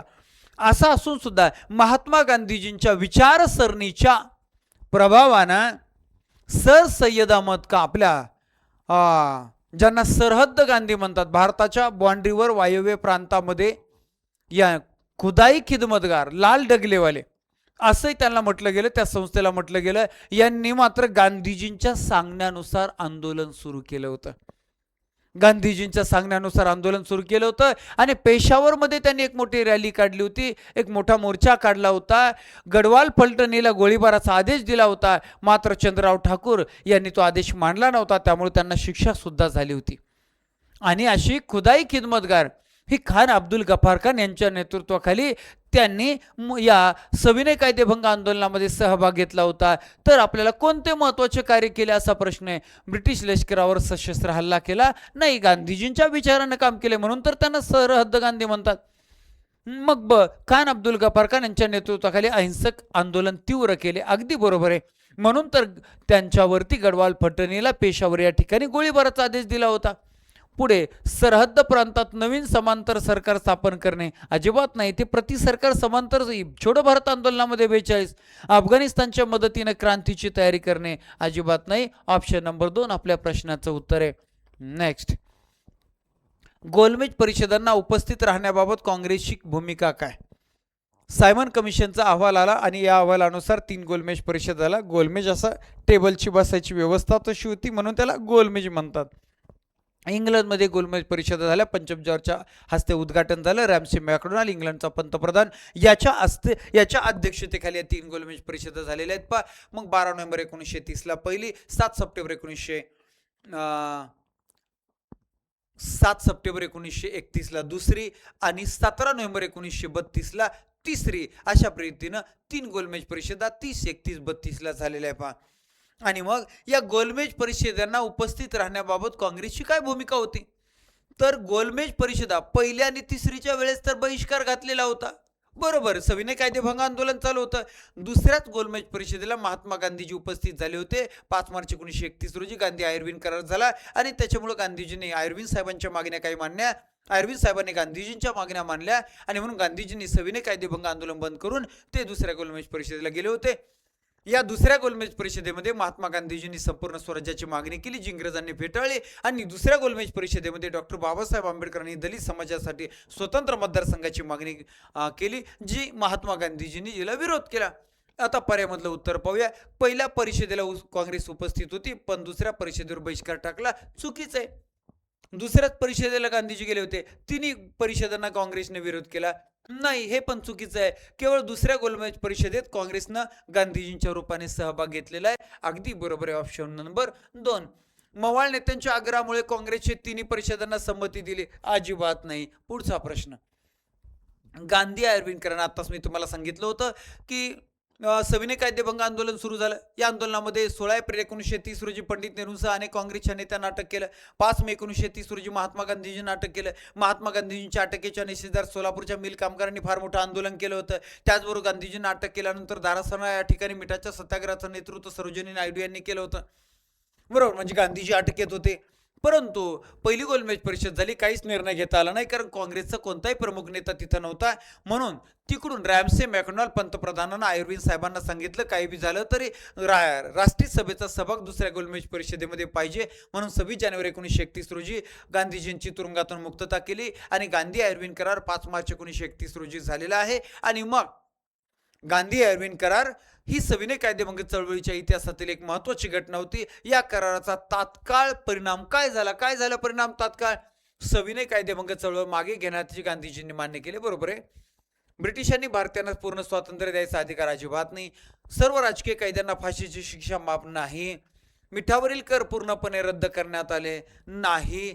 तर ऑप्शन नंबर 2 ऑप्शन नंबर 1 आपल्या प्रश्नाचं उत्तर आहे. सविनय कायदेभंग चळवळ जी आहे ती गांधीजींनी बंद केलेली आहे आणि दुसऱ्या गोलमेज परिषदेला गेले. ओके, पर्याय क्रमांक 1 आपल्या प्रश्नाचं उत्तर आहे. तुम्ही म्हणाल मग कैद्यांना फाशीची शिक्षा माफ केली. तसं नाही. 12 जानेवारी 1931 रोजी किसन सारडा, जगन्नाथ शिंदे, मल्लाप्पा धनशेट्टी, कुर्बान हुसेन या 4 क्रांतिकारकांना सोलापूरमध्ये फाशी दिली. म्हणून तर सोलापूरला हुतात्मांचा जिल्हा म्हणतात आणि 12 जानेवारी सोलापूरमध्ये हुतात्मा दिन साजरा करतात. नेक्स्ट पुढचा प्रश्न. सविनय कायदेभंग चळवळीच्या दुसऱ्या टप्प्यात जेव्हा चळवळ पुन्हा सुरू झाली तेव्हा तिला पूर्वीसारखा प्रतिसाद का मिळाला नाही? तर 1931 रोजी महात्मा गांधीजी 7 सप्टेंबर 1931 रोजी दुसऱ्या गोलमेज परिषदेमध्ये उपस्थित राहिले. मात्र काहीच निर्णय झाला नाही. मतभेद झाले, पाठीमागे आले. 3 जानेवारी 1932 रोजी त्यांनी पुन्हा सविनय कायदेभंग आंदोलनाला सुरुवात केली आणि 4 जानेवारी 1932 रोजी महात्मा गांधीजींना अटक केले, पुण्याच्या येरवडा तुरुंगामध्ये टाकलेले आणि राष्ट्रीय सभेला अनधिकृत बेकायदेशीर घोषणा केले. आता पाहूया का प्रतिसाद मिळाला नाही. पर्यायामध्ये काय दिले? लोकांमध्ये क्रांतीची इच्छा उरली नव्हती, तर हा पर्याय योग्य नाही. सरकारने दडपशाहीचा वापर करून काँग्रेसच्या सर्व संस्था बेकायदेशीर ठरवल्या आणि नेत्यांना अटक केली. अगदी बरोबर. आता तेच सांगितलं मी तुम्हाला. घटना तेच सांगतात. गांधीजींनी चळवळ थांबवण्याचे आदेश दिले होते. गांधीजींनी तर सुरू केले 3 जानेवारी 1932ला. भारतीय व्यापारी वर्गाने ब्रिटिशांना मदत करण्याचे ठरवले नाही. ऑप्शन नंबर 2 आपल्या प्रश्नाचं उत्तर आहे. पुढे की 9व्या क्रमांकाचा धडा, स्वातंत्र्य लढ्याची अंतिम पर्व. बर, चले जाव आंदोलनाची 1942चं छोडो भारत आंदोलन तुम्हाला माहिती आहे. सुरुवात झाली तेव्हा काँग्रेसचे अध्यक्ष कोण होते आणि ही चळवळ कोणत्या ठरावावर आधारित होती? अगोदर तुम्हाला सांगतो. 24 मार्च 1942 रोजी महात्मा गांधीजींनी हरिजन या वृत्तपत्रामध्ये एक लेख लिहिला होता. इंग्रजांनो, भारताला ईश्वराच्या हाती सोपवून जा. त्याच्यानंतर 5 जुलै 1942 रोजी हरिजन मधला परत लेख आला गांधीजींचा. इंग्रजांनो, भारताला जपानसाठी नाही तर भारतीयांसाठी सोडून जा. भारतावर जपानच्या आक्रमणाची भीती निर्माण झाली होती. जपान का भारताचं शत्रू होतं का? नाही, जपान इंग्रजांचं शत्रू होतं. इंग्रज भारतामध्ये राहत होते म्हणून जपान भारतावर आक्रमण करणार होतं, इंग्रजांवर आक्रमण करणार होतं. जर इंग्रजांना हुसकावून लावलं तर जपान भारतावर आक्रमण करेल का? नाही. म्हणून इंग्रजांना हुसकावून लावण्याचं काय करायचं यासाठी दिनांक 14 जुलै 1942 रोजी वर्धा या ठिकाणी राष्ट्रीय सभेच्या कार्यकारिणीची बैठक झाली आणि त्या बैठकीमध्ये ठरल्याप्रमाणे 7 ऑगस्ट 1942 रोजी मुंबईमधील गवालिया टँक मैदान म्हणजे ऑगस्ट क्रांती मैदान, आझाद मैदान या ठिकाणी राष्ट्रीय सभेचे त्यावेळेचे अध्यक्ष मौलाना आझाद यांच्या अध्यक्षतेखाली राष्ट्रीय सभेचं अधिवेशन झालं. पंडित नेहरूंनी छोडो भारत आंदोलनाचा ठराव मांडला. सरदार पटेल यांनी त्याला अनुमोदन दिलं. महात्मा गांधीजींनी करा किंवा मरा अशा प्रकारचं भारतीयांना आव्हान केलं. छोडो भारत असं इंग्रजांना आव्हान केलं आणि अशा प्रकारे छोडो भारत आंदोलनाला सुरुवात झाली. उत्तर काय? मौलाना अब्दुल कलाम आझाद, वर्धा ठराव. ऑप्शन नंबर 2 वर्धा ठराव 14 जुलै 1942. बरोबर आहे. जवाहरलाल नेहरू लाहोर ठराव हे 1929-30 राष्ट्रीय सभेचं अधिवेशन आहे. सरदार पटेल कराची ठराव 1931 राष्ट्रीय सभेचं अधिवेशन आहे. महात्मा गांधीजी मुंबई ठराव अजिबात नाही. ऑप्शन नंबर 2 आहे. पर्याय क्रमांक 2. मौलाना आझाद अध्यक्ष होते. 40 ते 46 तेच होते. 40ला रामगडला अधिवेशन झालं होतं, तेच अध्यक्ष होते. बरोबर का नाही? 46 पर्यंत तेच होते. मग 46-47ला आचार्य जे बी कृपलानी आले. देशाच्या स्वातंत्र्यावेळेस जे बी कृपलानी होते. पुढचा प्रश्न, आझाद हिंद सेनेच्या स्थापनेत आणि कार्यात मोलाचा वाटा कोणी उचलला? 1942 मध्ये आझाद हिंद सेनेची स्थापना जपानमध्ये रासबिहारी बोस यांनी केली. बरोबर. आणि त्याच्यानंतर त्याचं नेतृत्व नेताजी सुभाषचंद्र बोस यांनी केलं. दुसऱ्या बाजूला 1943 मध्ये सिंगापूर या ठिकाणी आझाद हिंद सरकारची स्थापना मात्र नेताजी सुभाषचंद्र बोस यांनी केली. पाहूया पर्यायामध्ये काय दिले. पहिला पर्याय, सुभाषचंद्र बोस यांनी सुरुवात केली आणि रासबिहारी बोस यांनी नेतृत्व केले. उलट दिलं. रासबिहारी बोस यांनी स्थापना केली आणि सुभाषचंद्र बोस यांनी सेनापती म्हणून धुरा सांभाळले. अगदी बरोबर आहे. नेतृत्व नेताजी सुभाषचंद्र बोस यांनी केलेले. नेताजींनी आझाद हिंद सेनेचे 4 ब्रिगेडमध्ये रूपांतर केले. Gandhi brigade, Nehru brigade, Subhash brigade आणि महिलांच्या ब्रिगेडचं नाव आहे राणी लक्ष्मीबाई ब्रिगेड. ज्या राणी लक्ष्मीबाई ब्रिगेडचं नेतृत्व लक्ष्मीबाई स्वामीनाथन यांनी केलं होतं. त्यांनी डॉक्टर APJ अब्दुल कलाम यांच्या विरोधात राष्ट्रपतीची निवडणूक लढवली होती. भारताच्या इतिहासामध्ये राष्ट्रपतीची निवडणूक लढवणारी पहिली महिला म्हणजे लक्ष्मी स्वामीनाथन आहे. आणि पहिल्या महिला राष्ट्रपती विचारलं प्रतिभाताई पाटील, लक्षात राहू द्या. बरं, केवळ सुभाषचंद्र बोस यांनी स्थापना केली नाही, तर कॅप्टन मोहन सिंग यांनी स्थापना केली आणि नेहरूंचे सहकार्य कॅप्टन मोहन सिंग यांनी सहकार्य केले. रासबिहारी बोस यांनी स्थापना केलेली. ऑप्शन नंबर 2, पर्याय क्रमांक 2. पुढे, कॅबिनेट मिशन 1946 या प्रवासातील मुख्य तरतूद कोणती होती? 24 मार्च 1946 रोजी दिल्ली या ठिकाणी कॅबिनेट बैठक झाली. 3 मंत्री होती म्हणून त्याला त्रिमंत्री म्हणतात. अध्यक्ष sir Patrick Lawrence, Stafford Cripps आणि AV अलेक्झांडर हे 3 जण होते. आणि मग त्यांनी 16 मे 1946 रोजी आपल्या योजनेची घोषणा केली. आणि मग त्यामध्ये काय तरतूद होती, तर हंगामी सरकार, ज्यानुसार 2 सप्टेंबर 1946 रोजी हंगामी सरकारची स्थापना झाली. त्याचबरोबर घटना समितीची घोषणा झालेली आहे. घटना समिती जुलै 1946 रोजी घटना समिती स्थापन झाली. ह्या 2 महत्त्वाच्या. पाकिस्तानच्या फाळणीला मंजुरी दिली नव्हती म्हणून पाहूया काय, भारताला तात्काळ संपूर्ण स्वातंत्र्य नाही.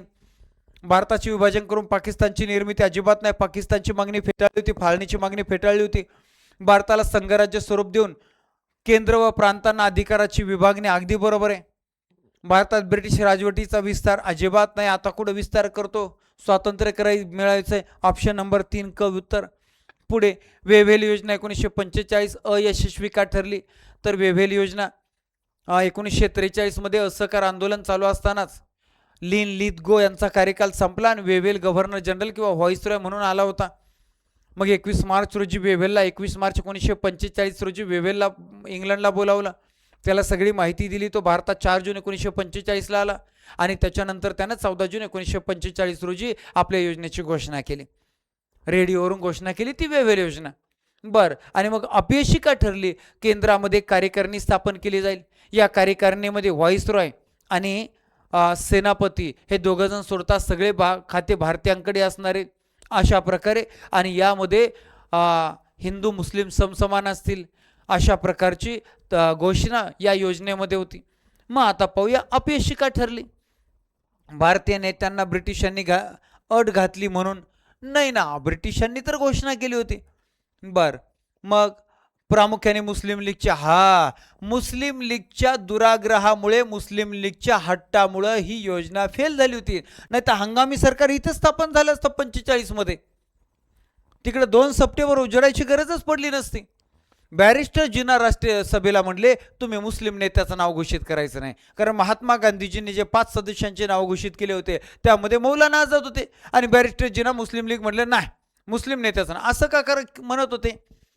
तर की भारतातल्या सगळ्या मुस्लिमांचा पाठिंबा मिळवायचा आणि भारतातल्या मुस्लिमांची एकच संस्था आहे ती म्हणजे मुस्लिम लीग. यासाठी गांधीजींना हे मान्य झालं नाही. ऑप्शन नंबर 2 उत्तर. गांधीजींनी या योजनेचा स्पष्ट निषेध केला नाही. गांधीजींनी क्रिप्स योजनेचा स्पष्ट निषेध केला होता. बुडत्या बँकेचा पुढील तारखेचा चेक असं म्हटलं होतं. भारतातील लष्करी उठावाच्या भीतीने ही योजना रद्द झाली नाही. ऑप्शन नंबर 2 उत्तर आहे. पुढे, माउंटबॅटन योजनेनुसार भारताच्या विभाजनाचे मुख्य कारण काय? आता डायरेक्ट फायनल देशाला स्वातंत्र्य द्यायचं होतं आणि त्याच्यासाठी 3 डिसेंबर 1946 ते 6 डिसेंबर 1946 3 दिवस मध्ये एक महत्त्वाची बैठक झाली. इंग्लंडमध्ये बैठक झाली. पंडित नेहरू, बॅरिस्टर जिना हे 2 जण इकडचे आणि वेव्हेल आणि ॲटली तिकडचे, असे 4 बैठक झाली. सिक्रेट बैठक झाली आणि मग गव्हर्नर जनरल म्हणून माउंटबॅटनला पाठवलं. या माउंटबॅटनने 3 जून 1947 रोजी घोषणा केली. ती माउंटबॅटन योजनेची घोषणा आहे. अगोदर फाळणी, नंतर स्वातंत्र्य. त्यानुसार 14 ऑगस्ट 1947 रोजीला पाकिस्तानची निर्मिती झाली आणि 15 ऑगस्ट 1947 रोजी भारताला स्वातंत्र्य मिळालं. मग काय, भारताला विभाजनाचे मुख्य कारण काय? भारताच्या आर्थिक प्रगतीसाठी नाही. वाढता धार्मिक तणाव आणि मुस्लिम लीगची मागणी, अगदी बरोबर आहे. Option number 2. ब्रिटिशांना स्वतःचा लष्करी खर्च कमी करायचा होता नाही. रशियाच्या आक्रमणाची भीती नाही. Option number 2. नेक्स्ट, पुढचा प्रश्न बघा. पाठ क्रमांक 10 आहे, म्हणजे 9 झालेत, अजून 5 धडे आहेत. पहा, नुसता धिंगाणा आहे. सशस्त्र क्रांतिकारी चळवळ. आता नुसता धिंगाणा, रागडा. मग पहिला प्रश्न आहे पहा, अभिनव भारत या संघटनेच्या स्थापनेमागील मुख्य उद्दिष्ट आणि कार्यप्रणालीबाबत खालीलपैकी कोणते विधान सर्वात अचूक आहे? सर्वात अचूक आहे म्हणजे बरोबर आहे. आता अभिनव भारत संघटना सगळा प्रवास तुम्हाला सांगतो 1899 मध्ये मित्रांचा ग्रुप तयार झाला, त्याला नाव दिले राष्ट्रभक्त समूह. 1 जानेवारी 1919 रोजी बगूरमध्ये त्याची अधिकृत स्थापना झाली मित्रमेळा नावाने. पुढे या मित्रमेळा संस्थेचे 1904 मध्ये रूपांतर झालं, अभिनव भारत संघटना मुख्यालय आणलं नाशिकला, बगूरवरून नाशिकला आणलं 1904 मध्ये. आता अभिनव भारत ही संघटना याला गुप्त रूप देण्याचं कारण याच्या पाठीमागं पार्श्वभूमी होती. इटली या देशातील यंग इटली नावाची संस्था. या यंग इटली नावाच्या संस्थेची स्थापना इटलीच्या स्वातंत्र्याचा मुक्तिदाता ज्याला म्हटलं जातं तो जोसेफ मॅजिनी यांनी स्थापन केलेली संस्था होती. या जोसेफ मॅजिनीच्या चरित्राचा मराठी अनुवाद करून 22 पिस्तुलासह हे चतुर्भुज आमीन नावाच्या क्रांतिकारकाकडे इंग्लंडहून सावरकरांनी भारतामध्ये पाठवलं होतं. त्यातल्याच एका पिस्तुलाने 1909 मध्ये आनंद कानेरेने नाशिकचा जुलमी कलेक्टर ठोआय केलाय, जॅक्सन खलास केलाय, संपला विषय. बरोबर आहे ना? अशा अनेक घटना, क्रांतिकारी घटना आपल्याला या धड्यामध्ये शिकायच्या. त्यातली अभिनव भारत भारतातली पहिली गुप्त संघटना आहे. मग काय बरोबर आहे बघूया आपण. पहिला पर्याय, केवळ ब्रिटिश अधिकाऱ्यांची हत्या करणे एकमेव. हत्या नाही करणं, हत्या नाही. चाफेकर बंधूंच्या फाशीची शिक्षा बातमी ऐकली आणि सावरकर पळत पळत जाऊन आपल्या देवाऱ्यासमोर समोर गेले, अष्टभुजा देवतेसमोर शपथ घेतली काय की सशस्त्र क्रांती करून देशाच्या स्वातंत्र्यासाठी अखेरच्या श्वासापर्यंत लढत राहील, मारिता मारिता मरेतो, अशा रीतीनं. त्याच्यामुळे स्वातंत्र्य हेतू होता, हत्या करायच्या अधिकाऱ्यांना मारायचा का विषय नाही. सावरकरांनी स्थापन केलेल्या संघटनेचा उद्देश सशस्त्र उठावासाठी शस्त्रास्त्रांची जुळाजुळ करणे आणि तरुणांमध्ये राष्ट्रभक्तीची भावना रुजवणे. ओके, ऑप्शन नंबर 2 दिसते, 3-4 वाचू. ही संघटना केवळ परदेशातून आर्थिक मदत मिळवण्यासाठी स्थापन केली अजिबात नाही. ही संघटना केवळ गुप्तपणे वाङ्मय प्रसिद्ध करण्यासाठी अजिबात नाही. ऑप्शन नंबर 2च उत्तर. एवढं डिटेल दिलं, एवढं मोठा पर्याय दिलाय म्हणजे तेच उत्तर आहे. नेक्स्ट, पुढे, अनुशीलन समितीच्या कार्याबाबत खालीलपैकी कोणते विधान सत्य नाही? सत्य नाही. बंगालमध्ये अनुशीलन समितीचं फार मोठं काम आहे. बारिंद्र कुमार घोष यांचं यामध्ये फार मोठं काम आहे. पाहूया. ही समिती प्रामुख्याने बंगालमधील क्रांतिकारी चळवळीशी संबंधित होती. 1 नंबर बरोबर आहे. या समितीने युगांतर या वृत्तपत्राद्वारे क्रांतिकार्य प्रस्तुत केले. बरोबर आहे, युगांतर. भूपेंद्रनाथ दत्त, बारिंद्र कुमार घोष. समितीच्या स्थापनेत बारिंद्र कुमार घोष आणि भूपेंद्रनाथ दत्त यांचा सहभाग. यस यस, तिने बरोबर आहे. आपल्याला सत्य नाही विचारलं, चुकीचं. 4था पर्याय चुकीच दिसतोय. या समितीने केवळ अहिंसक, अरे सशस्त्र क्रांती करायची ना, अहिंसक असते वय. तलवारीनं पारतंत्र्य आलंय आणि तलवारीने स्वातंत्र्य मिळवता येत असतं. बरोबर आहे की नाही? आणि म्हणून ऑप्शन नंबर 4 चुकीचा आहे. पर्याय क्रमांक 4 चुकीचा आहे. नेक्स्ट, पुढे, हिंदुस्तान सोशलिस्ट रिपब्लिकन असोसिएशनच्या स्थापनेमागील मुख्य विचार प्रवाह. 1924 मध्ये हिंदुस्तान रिपब्लिकन असोसिएशनची स्थापना रामप्रसाद बिस्मिल यांनी केली होती. 1928 मध्ये चंद्रशेखर आझाद यांच्या नेतृत्वाखाली भगतसिंग, सुखदेव, राजगुरू आणि त्यांच्या सगळ्या सहकाऱ्यांनी या संस्थेच्या नावामध्ये थोडा बदल केलाय. त्यामध्ये विशेषतः भगतसिंग यांच्या विचारांचा फार मोठा प्रभाव आहे आणि सोशलिस्ट समाजवाद नावाचा शब्द त्याच्यामध्ये टाकला. Hindustan socialist Republican association. Okay, आणि मग त्यांचा काय प्रभाव होता पाहूया. काय मत होतं त्यांचा, हेतू काय होता? केवळ धार्मिक राष्ट्रवादाचा पुरस्कार अजिबात नाही. भारताला पूर्ण स्वातंत्र्य मिळवून देऊन शोषणातून मुक्त आणि समाजवादी समाज व्यवस्था निर्माण करणं. यास ऑप्शन नंबर 2 उत्तर आहे. केवळ परकीय आक्रमकांना देशातून बाहेर काढणं नाहीये, समाजवादी समाज रचना, ब्रिटिश प्रशासनात भारतांना उच्च पदे मिळवून देणं. ऑप्शन नंबर 2च उत्तर आहे. पुढे, खालीलपैकी कोणत्या क्रांतिकारकांनी लंडनमध्ये इंडिया हाऊसच्या माध्यमातून क्रांतीची ज्योत. इंडिया हाऊसची स्थापना केली कोणी? इंडियन सोशलिस्ट नावाचं वृत्तपत्र चालवलं. छत्रपती शिवाजी महाराजांच्या नावाने शिष्यवृत्ती सुरू केली. ज्या शिष्यवृत्तीचा फायदा घेऊन 1906 रोजी सावरकर इंग्लंडला शिक्षणासाठी गेले होते. कोण?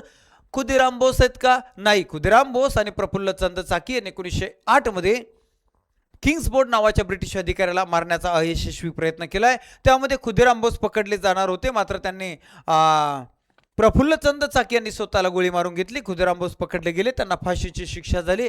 अशा रीतीनं ऑप्शन नंबर 1 पर्याय नाही. वासुदेव बळवंत फडके, तुम्हाला माहिती आहे भारताच्या महाराष्ट्राच्या सशस्त्र क्रांतीमध्ये त्यांचं सुरुवातीचं फार मोठं काम आहे आणि म्हणून सशस्त्र क्रांतीचे जनक म्हणूनही त्यांना म्हटलं जातं. भगतसिंग, सुखदेव, राजगुरू, महाराष्ट्रातले राजगुरू, नगरचे, पुण्याचे राजगुरू. बरोबर. लाहोर कटामध्ये 17 डिसेंबर 1928 रोजी सँडर्सला खलास करणारे, त्याचबरोबर अशा अनेक क्रांतिकारी चळवळीमध्ये सहभागी असणारे राजगुरू. मात्र आपलं उत्तर आहे श्यामजी कृष्ण वर्मा, ऑप्शन नंबर 2. यांनी लंडनमध्ये इंडिया हाऊसची स्थापना केली होती.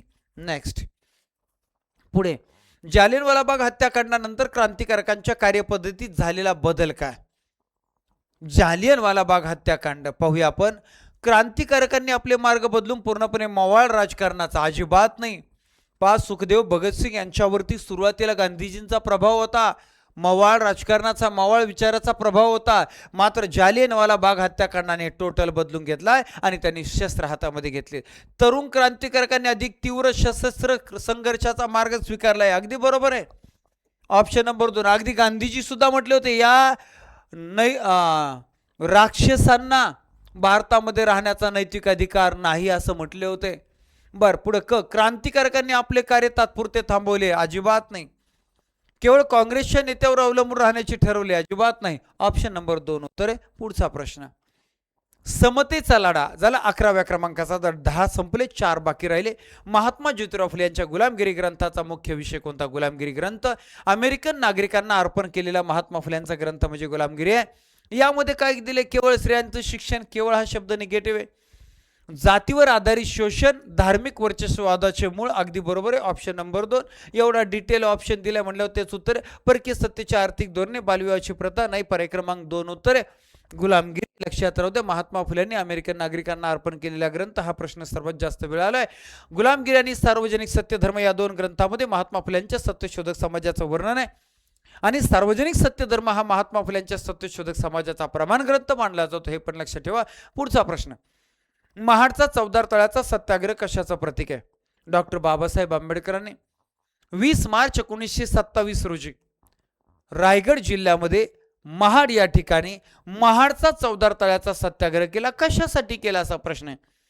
केवळ पिण्याच्या पाण्याचा अधिकार, केवळ पाणी, सार्वजनिक ठिकाणी पाणी भरण्याचा अधिकार मिळावा हे ठीक आहे, पण फक्त केवळ पाण्याच्या नाही.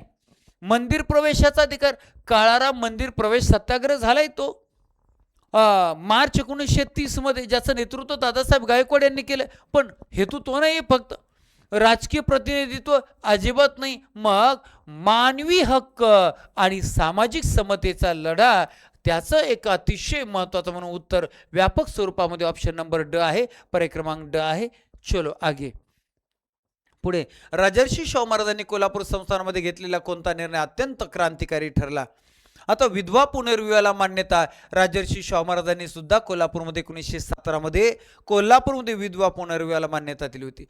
डलहौसीने 1856 मध्ये दिली असेल, पण कोल्हापूरमध्ये 1917ला. पुढे बघा, नोकऱ्यांमध्ये वर्गीयांना 50%, 26 जुलै 1902 मध्ये हा निर्णय घेतला होता. प्राथमिक शिक्षण मोफत आणि सक्तीचे देण्याचा निर्णय सुद्धा 1917 मध्ये राजर्षी शाहू महाराजांनी घेतला. देवदासी प्रथेचे समर्थन राजर्षी शाहू महाराज कसे करतील, एवढे आधुनिक विचाराचे होते. तर हे 3 निर्णय राजर्षी शाहू महाराजांचे आहेत. मात्र त्यातला क्रांतिकारी निर्णय कोणता आहे? तर ऑप्शन नंबर 2 आहे, नोकऱ्यांमध्ये मागासवर्गीयांना 50% आरक्षण देण्याचा. नॉट अ जोक, म्हणून राजर्षी शाहू महाराजांना आरक्षणाचा जनक म्हणतात. नेक्स्ट, पुढे, सत्यशोधक समाज आणि इतर सुधारणा चळवळीमधील फरक काय आहे? सत्यशोधक समाज, बर पाहूया काय पर्यायामध्ये दिले. सत्यशोधक समाजाने धार्मिक ग्रंथांना सर्वोच्च स्थान दिले, अजिबात नाही, हे तर उलट दिलं. या चळवळीने केवळ उच्च वर्णीयांचे हित जपले, हे सुद्धा उलट दिलं. शोषितांना आरसा दाखवून धर्माच्या नावाखालील शोषणाविरुद्ध बंड पुकारले, हे खरं आहे, हे खरं आहे. ऑप्शन नंबर 3, या चळवळीने सनातनी विचारांचा पाठिंबा घेतला, अजिबात नाही, विचारांचा पाठिंबा नाही. Option number 3. पुढे, डॉक्टर बाबासाहेब आंबेडकरांच्या काळाराम मंदिर प्रवेश सत्याग्रहाचे दूरगामी फलित काय? मार्च 1930 मध्ये काळाराम मंदिर, नाशिकमध्ये काळाराम मंदिर आहे, त्या मंदिरामध्ये अस्पृश्यांना प्रवेश मिळावा यासाठी सत्याग्रह केला होता. त्याचं नेतृत्व दादासाहेब गायकवाड यांनी केलं होतं, ज्यामुळे त्यांना तुरुंगवासाची शिक्षाही झाली. त्यावेळेस नाशिकचा जो कलेक्टर होता जॉर्डन यानं सभाबंदी वगैरेचा आदेश दिला होता, त्यामुळे त्यांना शिक्षा झाली होती. मात्र तरी 5 वर्षांनी 1935 मध्ये हे मंदिर सर्वांसाठी खुलं झालं होतं. तुम्हाला माहिती असेल 1946 मध्ये साने गुरुजी यांनी पंढरपूरच्या विठ्ठल रुक्मिणीच्या मंदिरामध्ये अस्पृश्यांना प्रवेश मिळावा म्हणून यासाठी सत्याग्रह केला होता. 1928 मध्ये डॉक्टर पंजाबराव देशमुख यांनी अमरावतीच्या अंबादेवी मंदिरामध्ये अस्पृश्यांना प्रवेश मिळावा म्हणून सत्याग्रह केला होता. अशा अनेक घटना आहेत, अशा अनेक घटना आहेत. तर त्यातली ही अतिशय महत्त्वाची घटना आहे काळाराम मंदिर प्रवेश सत्याग्रहाचे दूरगामी फलित काय आहे पाहूया आपण. 4 पर्यायापैकी कोणतं उत्तर? अस्पृश्यतेचे त्वरित लगेच उच्चाटन झालंच नाही, खूप संघर्ष करावा लागला. दलितांच्या आत्मसन्मानाला जाग येऊन शिक्षणाच्या हक्काची जाणीव झाली, जागृती वाढली असेल, हे 100% बरोबर आहे. 2 बरोबर आहे. सनातनी लोकांनी या सत्याग्रहाला पाठिंबा दिला नाही. दलितांना सर्व सरकारी पदे मिळाली, कसं शक्य? Option number 2. पुढचा प्रश्न बघा की आता 12व्या क्रमांकाचा धडा आहे. माउंट बॅटन योजनेनुसार भारताच्या फाळणीचा निर्णय का घेण्यात आला? माउंट बॅटन योजना तुम्हाला माहिती आहे 3 जून 1947 रोजी माउंट बॅटनने घोषणा केलेली फाळणी आणि स्वातंत्र्याची. मग या स्वातंत्र्याची घोषणा झाली त्यानुसार 4 जुलै 1947 रोजी इंग्लंडच्या संसदेमध्ये भारताच्या स्वातंत्र्याचं विधेयक मांडलं. 15 जुलै 1947 रोजी हाऊस ऑफ कॉमनमध्ये पास झालं. 16 जुलै 1947 रोजी हाऊस ऑफ लॉर्ड्समध्ये पास झालं. 18 जुलै 1947 रोजी सम्राटाची स्वाक्षरी झाली. म्हणजे 18 जुलै 1947 रोजी भारतीय स्वातंत्र्याचा कायदा पास झाला आणि 15 ऑगस्ट 1947ला भारताला स्वातंत्र्य मिळालं. असं स्वातंत्र्य प्राप्ती नावाचा धडा आहे 12व्या क्रमांकाचा आणि त्यावरचे प्रश्न पाहूया. माउंट बॅटन योजनेनुसार भारताच्या फाळणीचा निर्णय का घेण्यात आला? बरं, का घेण्यात आला फाळणीचा? भारतीय नेत्यांना सत्ता हवी होती म्हणून. ऑप्शन नंबर 1 चुकीचं आहे. धार्मिक आधारावर 2 स्वतंत्र राष्ट्र निर्माण केल्याशिवाय ब्रिटिशांना सत्तेचे हस्तांतरण करणे अशक्य वाटत होते. हां, अगदी बरोबर आहे. तर इंग्रजांचंच धोरण होतं फोड आणि जोडाचं. जाता जाता देश सोडून जाता जाता देशाला कमकुवत करणं ही राजनीती इंग्रजांची होती. दक्षिण कोरिया, उत्तर कोरिया काय आहे, सोव्हिएत रशियाचं विघटन काय भानगडे, अशा अनेक देशांचे तुकडे हे काही अमेरिका, इंग्लंड, रशियासारखे देश करत राहिले. ओके, पुढे पाहूया. केवळ मुस्लिम लीगच्या दबावामुळे ब्रिटिशांनी स्वतःहून फाळणी केली. केवळ मुस्लिम नाही, मुस्लिम लीगचा दबाव होता पण इंग्रजांची सुद्धा इच्छा होती म्हणून पूर्णपणे बरोबर नाहीये. भारतीय संस्थानिकांनी फाळणीची मागणी केली होती. नाही, भारतीय संस्थानिकांना सेपरेट राहायचं होतं. उत्तर आपलं बरोबर आहे. नेक्स्ट, भारताच्या स्वातंत्र्य लढ्यातील वेव्हेल योजना काय यशस्वी ठरली? 1945 वेव्हेल योजना. मगाशी सगळी स्टोरी सांगितली त्याच्यामुळे आता डायरेक्ट उत्तराकडे जाऊ. काँग्रेस आणि मुस्लिम यांच्यातील मतभेदामुळे. अगदी बरोबर आहे. गांधीजींनी या योजनेचा स्पष्ट विरोध केला होता. नाही, ब्रिटिश सरकारला ही योजना अंमलात आणायची नव्हती. अंमलातच आणायची नव्हती तर कशाला गेले? व्हाईसरॉय वेव्हेल यांनी राजीनामा दिला होता. नाही, ऑप्शन नंबर 1 उत्तर आहे. पुढे, भारतीय स्वातंत्र्य कायद्यानुसार संस्थानांच्या विलिनीकरणाबाबतची तरतूद काय होते? स्वातंत्र्याचा कायदा पास झाला 18 जुलै 1947ला. मात्र त्यात या संस्थानांबद्दल काय तरतूद होती पाहूया आपण. सर्व संस्थानांनी अनिवार्यपणे भारतात सामील होणे आवश्यक होते. असं असतं तर किती चांगलं झालं असतं. संस्थानांच्या विलिनीकरणाचा प्रश्नच नसता. सर्व संस्थानांना पाकिस्तानमध्ये सामील होण्याचे स्वातंत्र्य होते. पाकिस्तानमध्ये सामील नाही. संस्थानिकांना देशात सामील होण्याचे, देशात म्हणजे पाकिस्तानमध्ये, भारतात कुठेही सामील व्हा किंवा स्वतंत्र राहण्याचे स्वातंत्र्य देण्यात आले होते. हे बरोबर आहे. Option number 3. सर्व संस्थानांना ब्रिटिश संरक्षणाखाली स्वतंत्र राहण्याचा अधिकार होता. ब्रिटिश संरक्षणाखाली नाही, तर पर्याय क्रमांक 3 बरोबर आहे. पुढे, आझाद हिंद फौजेच्या हालचाली आणि रॉयल इंडियन नेव्हीचा उठाव या घटनांचा स्वातंत्र्य प्राप्तीवर काय परिणाम झाला? तुम्हाला माहिती आहे, तुम मुझे खून दो मैं तुम्हें आज़ादी दूंगा अशा प्रकारचं नेताजी सुभाषचंद्र बोस यांनी आवाहन केलं. जय हिंदची घोषणा दिली, चलो दिल्लीची घोषणा दिली आणि भारतात इंग्रजांवर त्यांनी हल्ला केला होता. कोहिमा, इम्फाळ या भागामध्ये त्यांना मोठं यशही मिळालं होतं. दुसऱ्या बाजूला 1946 मध्ये इंडियन नेव्हीचा फार मोठा उठाव झालेला आहे आणि याचा काय परिणाम झाला असा प्रश्न विचारलाय. ब्रिटिश लष्करी अधिकारी भारतीयांना घाबरले पण नुसता एवढाच प्रभाव नाही.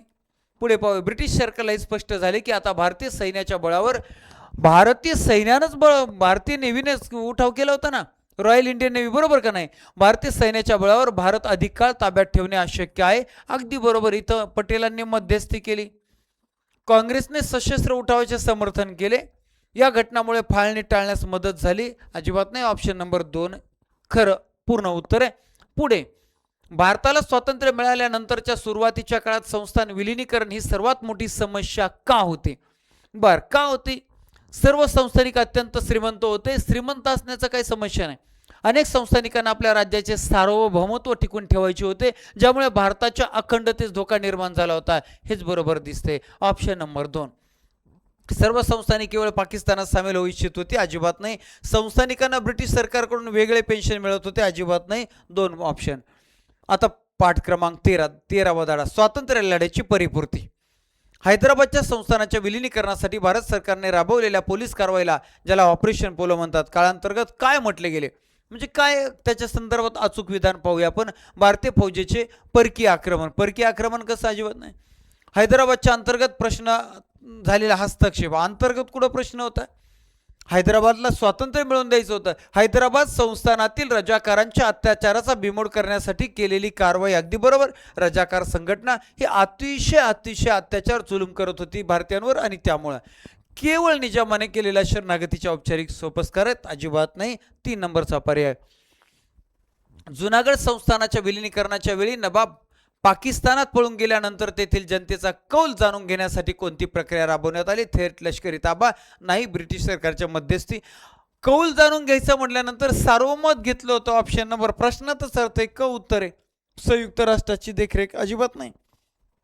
गोवा मुक्ती लढ्यामध्ये, गोवा मुक्ती तुम्हाला माहिती आहे की राम मनोहर लोहिया यांनी फार मोठं आंदोलन सुरू केलं होतं. 18 जून 1946ला 18 जून म्हणून गोवा क्रांती दिन मानला जातो. परंतु हा लढा इतका सोपा नव्हता, सहजासहजी नव्हता. फार मोठा संघर्ष करावा लागला, आणि त्यावर प्रश्न आला, गोवा मुक्ती लढ्यात आझाद गोमांतक दल या संघटनेचे योगदान काय होते? बर, मग काय आहे? गोव्यातील प्रशासकीय कामात सुधारणा करणे, नाही. पोर्तुगीज सत्तेविरुद्ध सशस्त्र लढा आणि गनिमी काळाचा वापर करणे, बरोबर आहे. Option number 2. केवळ अहिंसक सत्याग्रहावर भर देणे, पोर्तुगीज सरकारची वाटाघाटी, ऑप्शन नंबर 2 आहे. पर्याय क्रमांक 2. फाळणीनंतरच्या काळात काश्मीरच्या विलिनीकरणाचे प्रकरण गुंतागुंतीचे. काश्मीरच्या विलिनीकरणाचे प्रकरण का गुंतागुंतीची झाले पाहूया. हरिसिंग यांना केवळ पाकिस्तानामध्ये सामील व्हायचे होते, नाही. त्यांना हरिसिंगला स्वतंत्र राहायचं होतं. काश्मीरच्या भौगोलिक स्थितीमुळे पाकिस्तानने भारताच्या आधी त्यावर ताबा मिळवला होता, अजिबात नाही. राजा हरिसिंग यांना सुरुवातीला स्वतंत्र राहायचे होते, परंतु पाकिस्तानच्या टोळीवाल्यांच्या आक्रमणामुळे त्यांना भारताकडे मदत मागावी लागली, अगदी बरोबर. यानं उद्योग केला राजा हरिसिंगनं, आणि त्याच्यामुळे ती गडबड झाली. बरं, काश्मीरमधील जनतेला केवळ ब्रिटिश राजवटीत राहायचे होते, ऑप्शन नंबर 3 उत्तर आहे. पुढे, गोवा मुक्ती लढ्यातील सत्याग्रही म्हणून डॉक्टर टी.बी. कुन्ना यांचे महत्व काय आहे? टी.बी. कुन्ना, कायम यांचं नाव टी.बी. कुन्ना असंच येतं, कारण लय डेंजर, अवघड नाव आहे त्यांचं. बर, पाहूया त्यांचं काय महत्व आहे. त्यांनी पोर्तुगीज सरकारच्या वतीने लढा दिल्यानंतर कसं काय? त्यांनी सरकारच्या विरोधात लढा दिलाय. त्यांनी गोव्यात राष्ट्रवादी विचारांचा प्रसार केला, आणि त्यांनी गोवा नॅशनल काँग्रेसच्या 1928 रोजी गोवा नॅशनल काँग्रेसची स्थापना केली. हे त्यांचं कार्य. त्यांनी केवळ भाषिक चळवळीचे नेतृत्व केले, अजिबात नाही. ते पोर्तुगीज राजवटीतील एक उच्च पदस्थ अधिकारी होते, ऑप्शन नंबर 2 आपल्या प्रश्नाचं उत्तर आहे. महाराष्ट्र राज्याची निर्मिती, शेवटचा धडा आला आता. महाराष्ट्र, संयुक्त महाराष्ट्राच्या चळवळीवर प्रश्न आहे. महाराष्ट्र राज्याची निर्मिती 1 मे 1960ला झाली, ती कशी झाली त्यावरचा धडा आहे. संयुक्त महाराष्ट्र समितीच्या स्थापनेमागील मुख्य उद्दिष्ट काय? 1956ला संयुक्त महाराष्ट्र समितीची स्थापना झाली होती. 4 पैकी कोणता? मुंबईसह मराठी भाषिकांचे एक संधी राज्य निर्माण झाले पाहिजे, अगदी बरोबर आहे. नाही कोणाच्या बापाची, असं आहे. बर, केवळ महाराष्ट्रातील संस्थानिकांचे विलिनीकरण, अजिबात नाही. महाराष्ट्राची आर्थिक प्रगती, अजिबात नाही. मराठी भाषेला राष्ट्रभाषेचा दर्जा, अजिबात नाही. ऑप्शन नंबर 1 मराठी सह महाराष्ट्र झाला पाहिजे. पुढे, संयुक्त महाराष्ट्र चळवळीमध्ये अमर हुतात्मे म्हणून ओळखल्या जाणाऱ्या आंदोलकांचे बलिदान कोणत्या मुख्य मागणीसाठी? 107 ते 108 हुतात्मे झालेले आहेत बघा, आणि त्यांचं हुतात्मा स्मारक मुंबईमध्ये आहे फाउंटनच्या या ठिकाणी. तर ते कशासाठी होतं, काय मागणी होती? नवीन प्रशासकीय जिल्ह्यांच्या मागणीसाठी आहे का? नाही. राज्यातील प्रादेशिक असमतोल दूर करणं, अजिबात नाही. मुंबईसह संयुक्त महाराष्ट्राच्या स्थापनेसाठी, ऑप्शन नंबर 3 आहे. पर्याय क्रमांक. केवळ सांस्कृतिक विकासासाठी निधी नाही, पर्याय क्रमांक 3 आहे क. पुढे, 1 मे 1960 रोजी महाराष्ट्र राज्याच्या निर्मितीनंतर मुंबईचे महत्व कमी न होऊ देता संयुक्त महाराष्ट्राचा लढा यशस्वी झाला. याचे मुख्य कारण काय, प्रमुख कारण कोणते होते? 1 मे 1960ला पाहूया. मुंबईतील उद्योजकांनी चळवळीला पूर्ण पाठिंबा दिला होता, तर हे पूर्ण कारण नाहीये. जनमताचा दबाव आणि संघटित राजकीय नेतृत्वामुळे केंद्र सरकारला नमते घ्यावे लागले होते, अगदी बरोबर. महाराष्ट्रामध्ये फार मोठा जनमताचा दबाव निर्माण झाला होता, तेच कारण आहे. केंद्र सरकारने स्वतःहून हा निर्णय घेतला, अजिबात नाही. केंद्र लय खोडीचं होतं. हा लढा केवळ मुंबई पुरता नाही, मुंबईसह महाराष्ट्रापुरता लढा होता, ऑप्शन नंबर 2 उत्तर आहे. आचार्य अत्रे यांनी मराठा दैनिक मराठा नावाचं वृत्तपत्र सुरू केलं होतं. या वृत्तपत्राद्वारे संयुक्त महाराष्ट्र चळवळीवर काय परिणाम घडून आणलेला आहे, या वृत्तपत्राचा काय वापर केलाय पाहूया. त्यांनी केवळ साहित्यिक उपक्रमांना केवळ साहित्यिक रॉंग, त्यांनी चळवळीपासून दूर राहण्याचे आव्हान अजिबात नाही. त्यांनी केवळ परदेशातून आर्थिक मदत अजिबात नाही. सरकारच्या धोरणावर सडकून टीका करून जनतेला चळवळीसाठी प्रवृत्त आणि जागृत केलं होतं. यस, ऑप्शन नंबर 4 पर्याय क्रमांक 4 ते आत्रे आहेत. पुढे द्विभाषिक मुंबई राज्याच्या निर्मितीनंतर संयुक्त महाराष्ट्र समितीने कोणता पवित्रा घेतला. संयुक्त महाराष्ट्र समिती 1956 ची जी स्थापना आहे, तर द्विभाषिक 1 नोव्हेंबर 1956 रोजी द्विभाषिक म्हणजे गुजराती आणि मराठी अशा 2 राज्यांची निर्मिती झाली. अगदी इलेक्शन झालं तर गुजराती भाषिकांची संख्या जास्त राहील याची काळजी सुद्धा केंद्राने घेतली होती. आणि मग या द्विभाषिक महाराष्ट्राच्या निर्मितीनंतर संयुक्त महाराष्ट्र समितीने कोणता पवित्रा घेतलाय पाहूया. ऑप्शन नंबर 1, समितीने द्विभाषिक राज्याला पूर्ण विरोध दर्शवून मुंबईसह संयुक्त महाराष्ट्र मिळवण्यावर ठाम राहण्याचे धोरण स्वीकारले. 100% बरोबर आहे. ऑप्शन नंबर 1 बरोबर आहे. समितीने चळवळ थांबवून सरकारला सहकार्य केले अजिबात नाही. समितीने फक्त शैक्षणिक सुधारणावर भर दिला अजिबात नाही. समितीने आपली संघटना बरखास्त केली. ऑप्शन नंबर 1 उत्तर आहे. पहा, बालमानसशास्त्र व अध्यापनशास्त्र अजूनही या विषयावर प्रभुत्व निर्माण करायचं आहे, तर हा टोटल कोर्स तुम्ही घेऊ शकता. या टोटल कोर्समध्ये टोटल सिलेबस तर मिळेल, याचबरोबर तुम्हाला फास्ट ट्रॅक कोर्स सुद्धा मिळेल. 18 ते 20 तासामध्ये तुम्ही घड्याळी 20 तासाच्या आत तुम्ही संपूर्ण बालमानसशास्त्र व अध्यापनशास्त्राचे लेक्चर पाहून घेऊ शकता, रिव्हिजन करू शकता. यामध्ये तुम्हाला 250 पेक्षा जास्त टॉपिक वाईज टेस्ट सोडवायला आहेत. अशा रीतीचा हा कोर्स तुम्ही जॉईन करा आणि महाराष्ट्रामध्ये एकमेव बालमानसशास्त्र व अध्यापनशास्त्रामध्ये 30 पैकी 30 गुण मिळवून देण्याचा कोर्स आहे, तो पाहू शकता. ज्यांना फक्त फास्ट ट्रॅकचा कोर्स जॉईन करायचा आहे बालमानसशास्त्राचा, त्यांनी फक्त 299 रुपयामध्ये फास्ट ट्रॅकचा कोर्स आहे. 18 ते 20 तासामध्ये रिव्हिजन आणि 13 ते 14 टॉपिक वाईज टेस्ट सुद्धा यामध्ये तुम्हाला सोडवायला मिळतील. आपलं बालमानसशास्त्र अध्यापनशास्त्राच्या 10व्या आवृत्तीचं पुस्तक तुम्हाला घरपोच मागवायचं असेल तर मला 94 20 75 22 45 या नंबरला व्हॉट्सअपला पुस्तक पाहिजे मेसेज करा. परिपूर्ण पुस्तक महाराष्ट्रातलं एकमेव आहे. ओके, अशा रीतीनं पहा, इयत्ता 8वीच्या इतिहास या विषयातील इतिहास व नागरिकशास्त्र हा जो विषय आहे, यामध्ये 1 ते 14 हे सगळेच्या सगळ्या धड्यांची आपण रिव्हिजन केलेली आहे एका सलग लेक्चरमध्ये.